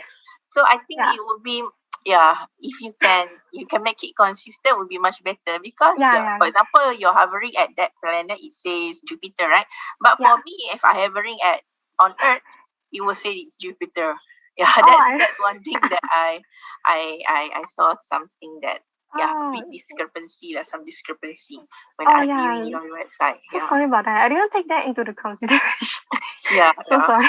Okay, I think that's all I just want to point out in terms of usability. Okay, I pass thank to you so the much. judges. Thank you. I think we may also see the same issue when we talk about responsiveness, because when I tried this in my phone earlier, this image got a bit squished.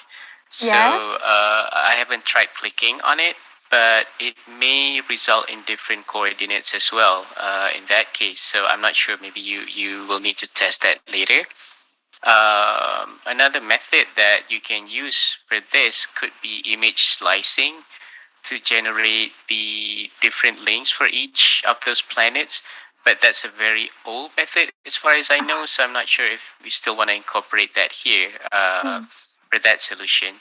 But for the question is, I'm wondering about that login capabilities that you plan. So right now, I'm not sure which content do you want to separate to show between the logged in user and the public user. Do you have anything here that would be special for the logged in users?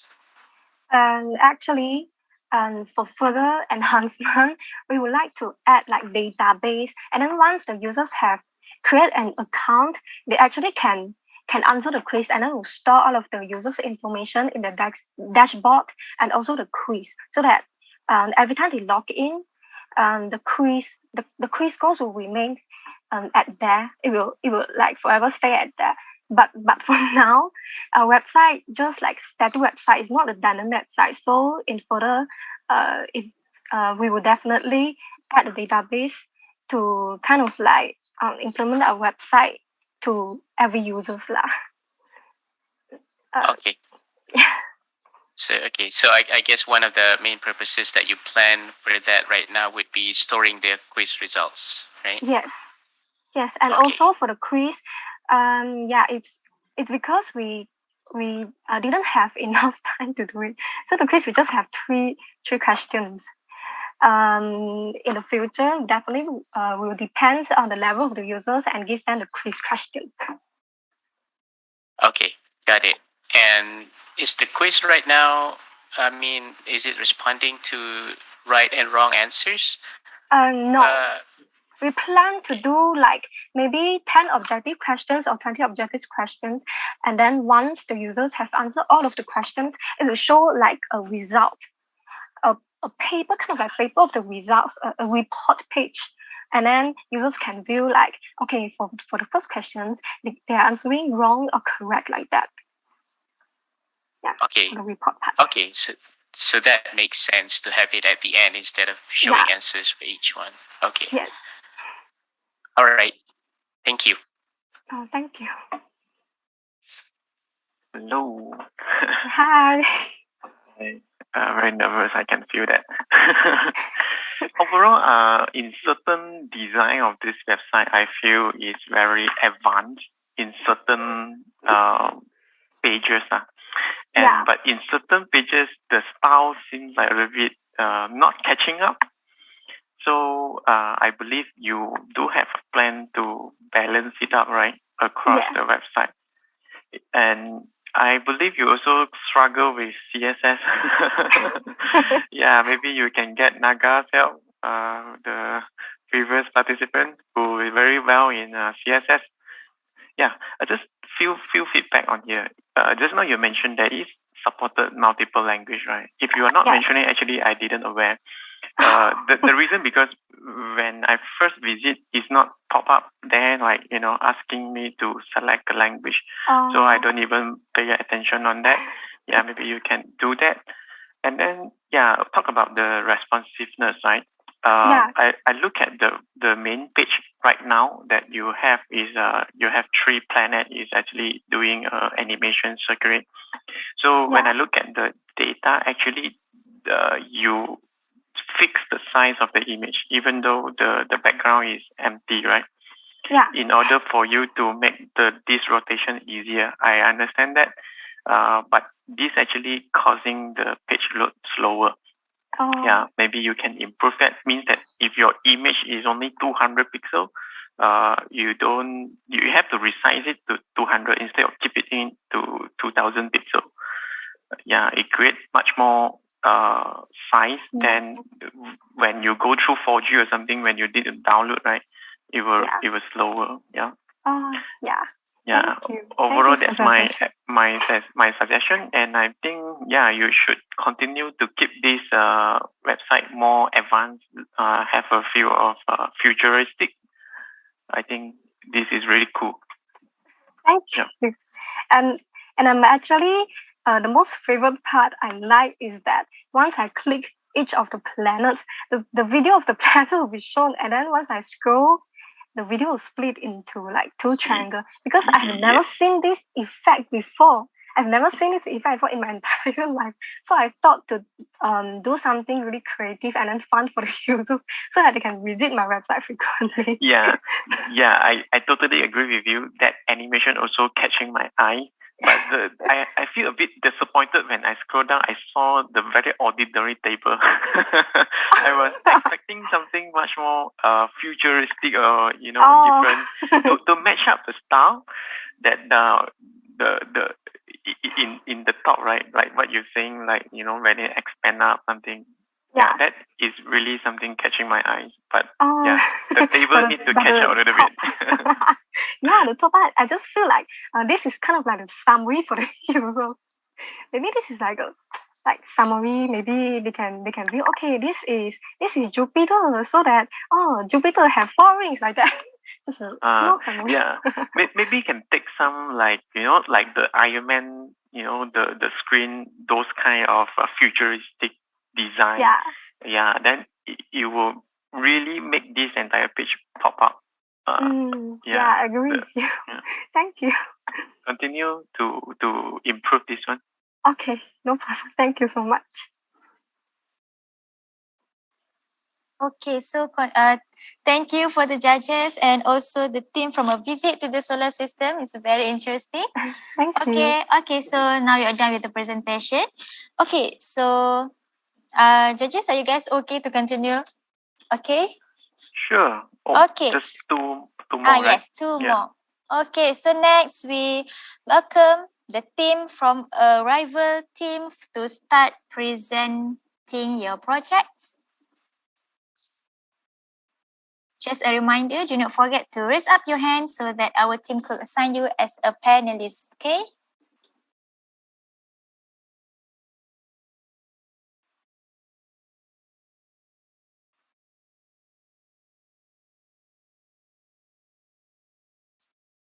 Hi everyone, can everyone see my screen?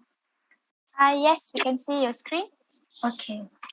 So hello everyone, and a little bit about myself. My name is Wang Wanyin. I am 16 years old and I am from SMJK Penang Chinese Girls High School. So my website name is called Wrivell, and it's a combination of write and travel. So it's obviously a travel website. And the inspiration behind this is I really like to travel, and during this pandemic, I watched a lot of YouTube about van lifers, and then I very like their lifestyle and maybe in the future I would become a van lifer too. But I also discovered that they face some problems and difficulties in, for example, money and also places to visit. And I hope my website can help them to overcome this problem. So my website is a travel website, and these are the objective of it. The travelers can share their journey by writing blogs and then posting it on this website. And then by posting it, they will get support from followers. If the followers like them, maybe they can donate money for their journey or buy the things they sell, for example, souvenirs or merch. The travelers can, when they travel to one place and then they saw, oh, this souvenir is very beautiful, maybe they can sell it on my website, and then the followers or the, other people can go and buy it. That's one way to get their income too. And then in this website, they can also get reviews and recommendation for new places to travel. So let's go to my website. I will share my website link in the chat box area because when I submit this project, I only submit my zip file and not the link, so it's pretty inconvenient to download it. So now that I've created the link, let's go and see my website. So this is my website, and then this is the login button, and I have a menu here that pops out, and then you can click on whatever page you want to go, for example, about us, and then these are the blog page. On a home page, there will only be displaying 3, and when you log in, then there will be a page full of blogs, and then it's just all blogs there. But in the home page, there is just 3, for example. And then this is the support place. You can donate money to them, or you can shop for their products right here. And then let's go back to home. And this is the contact us section. It's a very simple design. And this is the place where the users get to ask questions and find their answers here.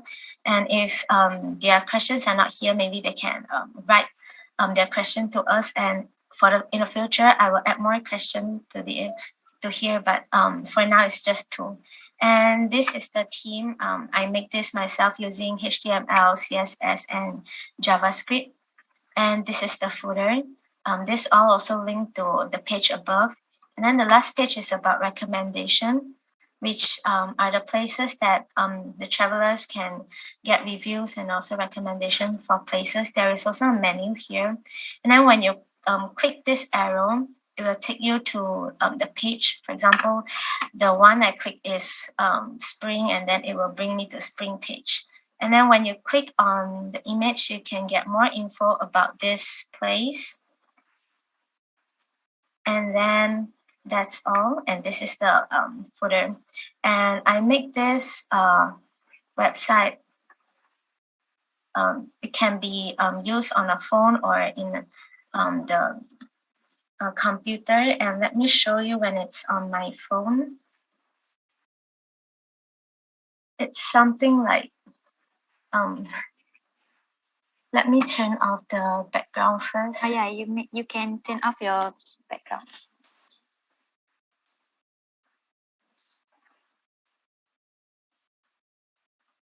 Okay. So can you see it? It's a bit blurry. Wait, let me. Okay. Can you now see it? Yeah. So this is it in my phone. So it can be used on my phone and also on the computer. And that's all for my presentation. Thank you. Okay, thank you so much, Wan Yin, for your presentation. It's a very good presentation. Okay, so we move to the judges. If you have any questions to ask Wan Yin regarding her project. Hi, Wan Yin. Okay, I would like to ask how you come up with the Wrivell name? Because this website for like the starters, I think only for them to post blogs and then share their journey. So it's all about writing, and then it's about traveling. So I combine the word write and travel, so become Wrivell.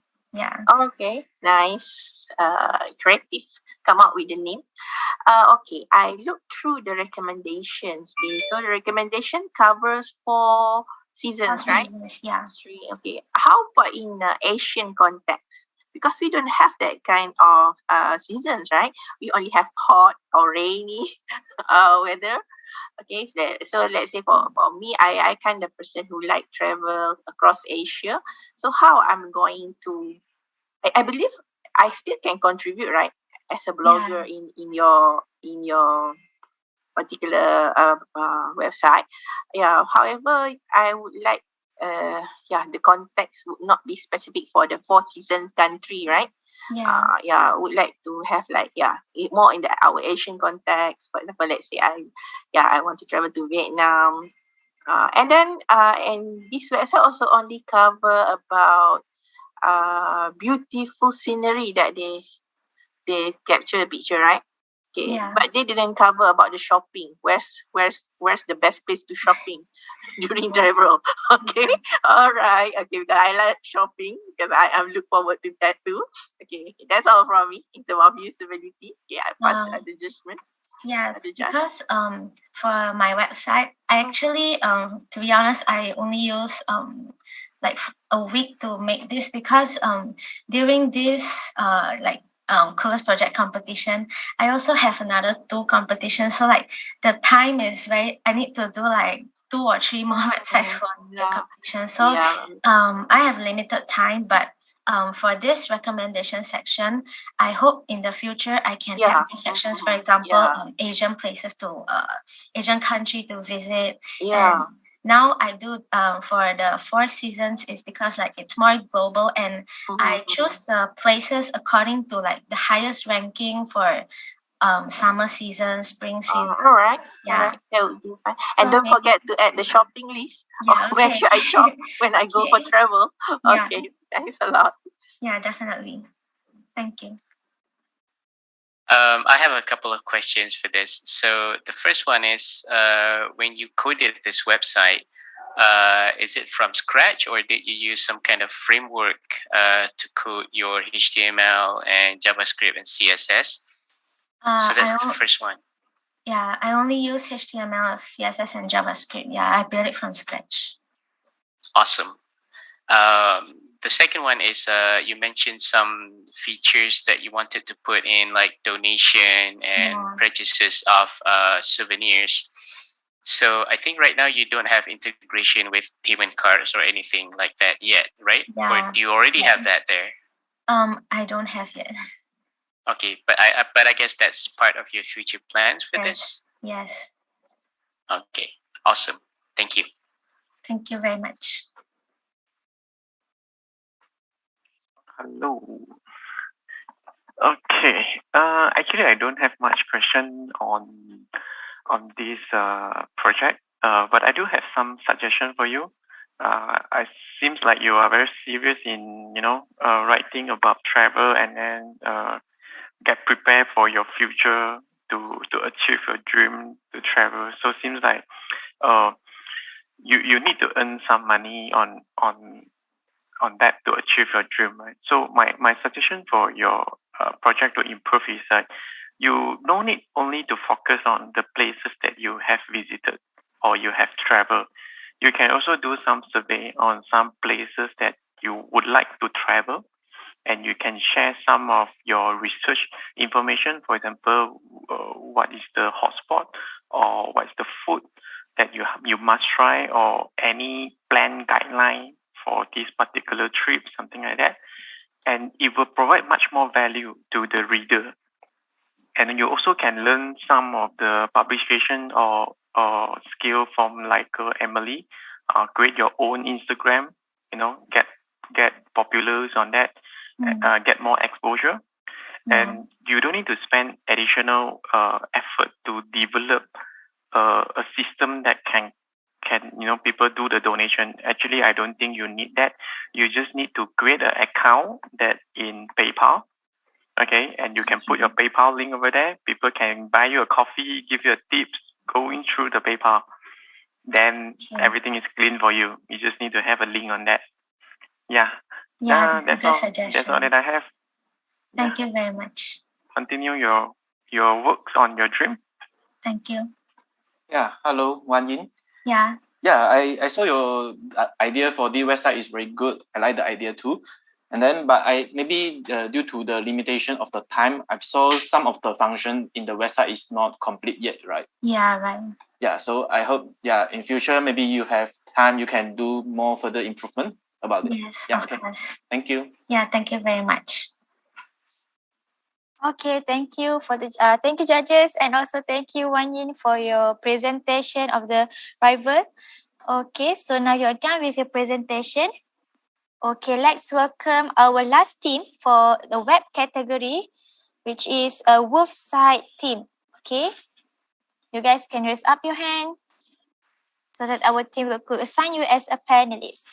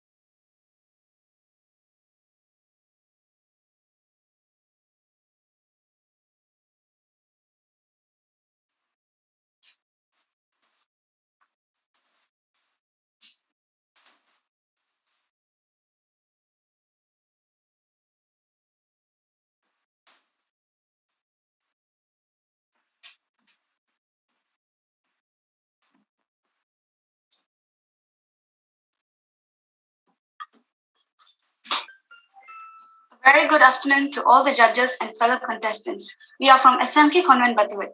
Today, my partner Rashika and myself, Pratibha, will be presenting a web presentation called Woofsite. What is the main use of creating this website? Owners who have adopted dogs from shelters or strays are often confused to either determine or confirm their dog's breeds. This website is a simple yet elegant looking website which is kid friendly too. Position your dog, you can position your dog for a minute and then it will tell you what breed of dog it is.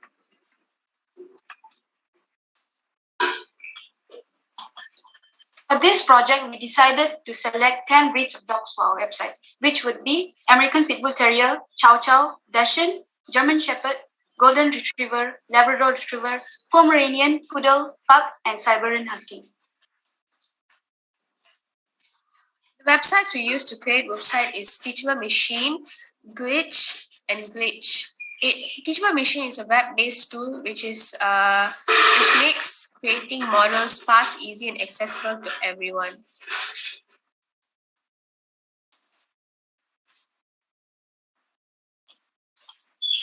We use the Teachable Machine to train our models easily and effectively. We chose over 10 images per breed and categorized them into each class. After we trained our model, we previewed the model to test it out by using random breed pictures. Once the results were correct, we moved on to the next step. Next, we use the Visual Studio Code software, where we used the main 3 programming languages to create our website, which is HTML, CSS, and JavaScript.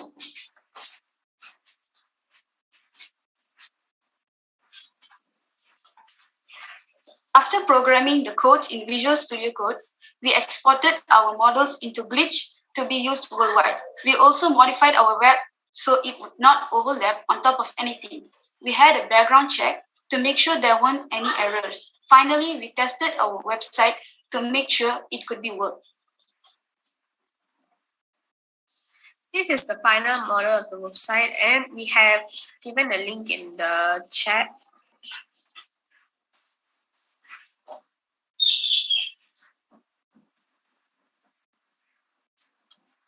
Future upgrades in our website. As for future upgrades in Woofsite, we would love to convert our web into an app anywhere and offline. Finally, we would add more breeds and add traits of each breed to be more specific of the breed's characteristics. This is the live site using mobile phone and desktop. This is an example of it. And this is a video of us using the website. I'm so sorry, we have to use the YouTube because we couldn't put it in the slide.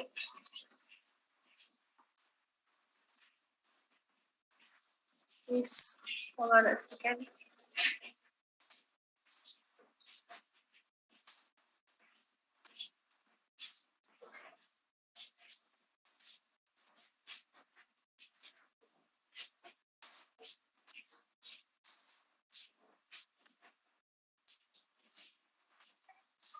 That is all for now. Thank you so much. Okay, thank you for the theme of your presentation. Okay, so let's move to the judges to ask them a question. Okay, hi Rashida and Pratibha. Okay, I have one question. I have tried your website. Okay, each time it will detect the image, right? And then the camera will turn on and detect my image. Yes. Okay, if it detects image other than dogs, what would happen? Actually? Yeah, it will just give a random dog breed. Yeah, so, because that's what happened to me. I become an American Pit Bull Terrier. That's what I was. It's a problem we haven't fixed yet. Like we're hoping to fix it in the future. I was hoping maybe you can use the Teachable Machine to exclude anything else other than dog. And then I test out with my cats. Okay, my cat's becoming Siberian Husky or and also Pomeranian. My cat is Persian breed. Yeah, so it's all categorize them into each of the colors, their texture, their fur, so it will see according to the pictures. Yeah. That's why I'm suggesting maybe you can also need to, in the future, if you got time, right? If you got opportunity, maybe you can exclude cat, because cat almost similar like dog, right? So accidentally, your website, detecting my cat as one of the breed. Okay, and I also hope that you be able to exclude human from being assigned as any random breed. Okay, that's what I experienced when I try it out. Okay, that's all from me. Just a suggestion to improve. Thank you. So, maybe instead of excluding cats, you can instead create a sister site like MEAA site or something, because honestly, because honestly, I have 2 cats. I don't know what their breeds are until today. So after like 3-4 years having them, so that would really help. I'm not sure about that image recognition. You may also want to, train your model to actually detect humans and other things as well that might go into the frame if you want, instead of having like some sort of if else condition that say if it's not part of the result, then exclude it or something. But I'm just wondering if that's something that's possible to do. Thank you. You should try to do that in the future. Awesome. Thank you. Okay, so do you have any other question from judges? I have some feedback. I like the design of the slide, very minimalism. But when I look at the website, seems like the style is not very matching. If the website style is very similar, I would say that will be perfect. Maybe you can modify a little bit, make it much more minimalism. I'm thinking it will be wonderful. And like Mr. Freders mentioned, can include it, including like the cat detection as well. And one more thing I want to point out is I found that it's a circular reference issue in your code. So it means that A is referred to B and B is referred to A.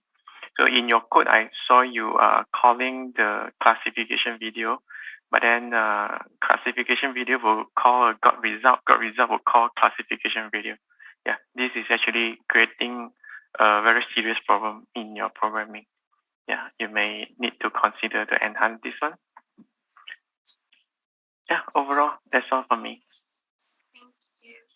Okay, hello teams. I just have some of the feedback. Maybe you can add some the confidential level at the after detect the dog. Maybe like 90% husky. How many percent is other dog? So I think it's at the confidential level. It's pretty good. That's all for me. Okay, so thank you for the Woofsite team for your presentation, and also thank you for the judges. Okay, with that, all of our participants, contestants in this secondary category already done with their presentation. Okay, so once again, thank you to all of the contestants. You guys did a very good job for presenting your interesting and very wonderful presentation to us.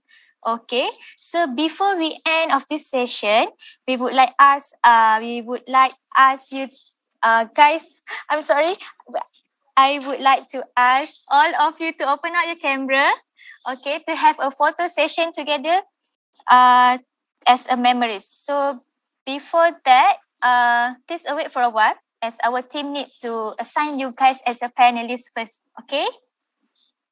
Thank you.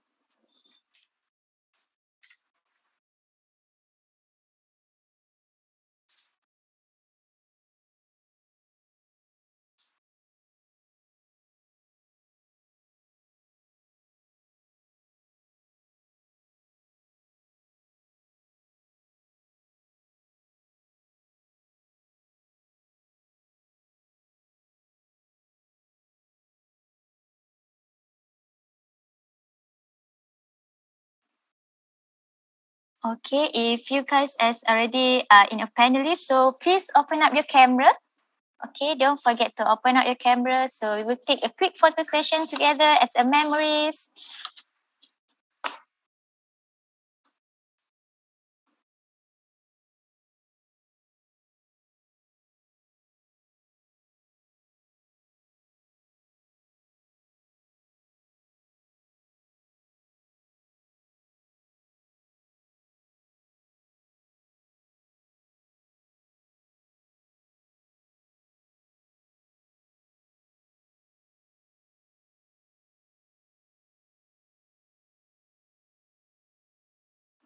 So we have two pages here. We will start taking picture with a first page first. Okay, smile, guys. Okay, 1, 2, 3, smile. Okay, another one. Okay, so we move to the second page. Okay, please smile. 1, 2, 3. Another one.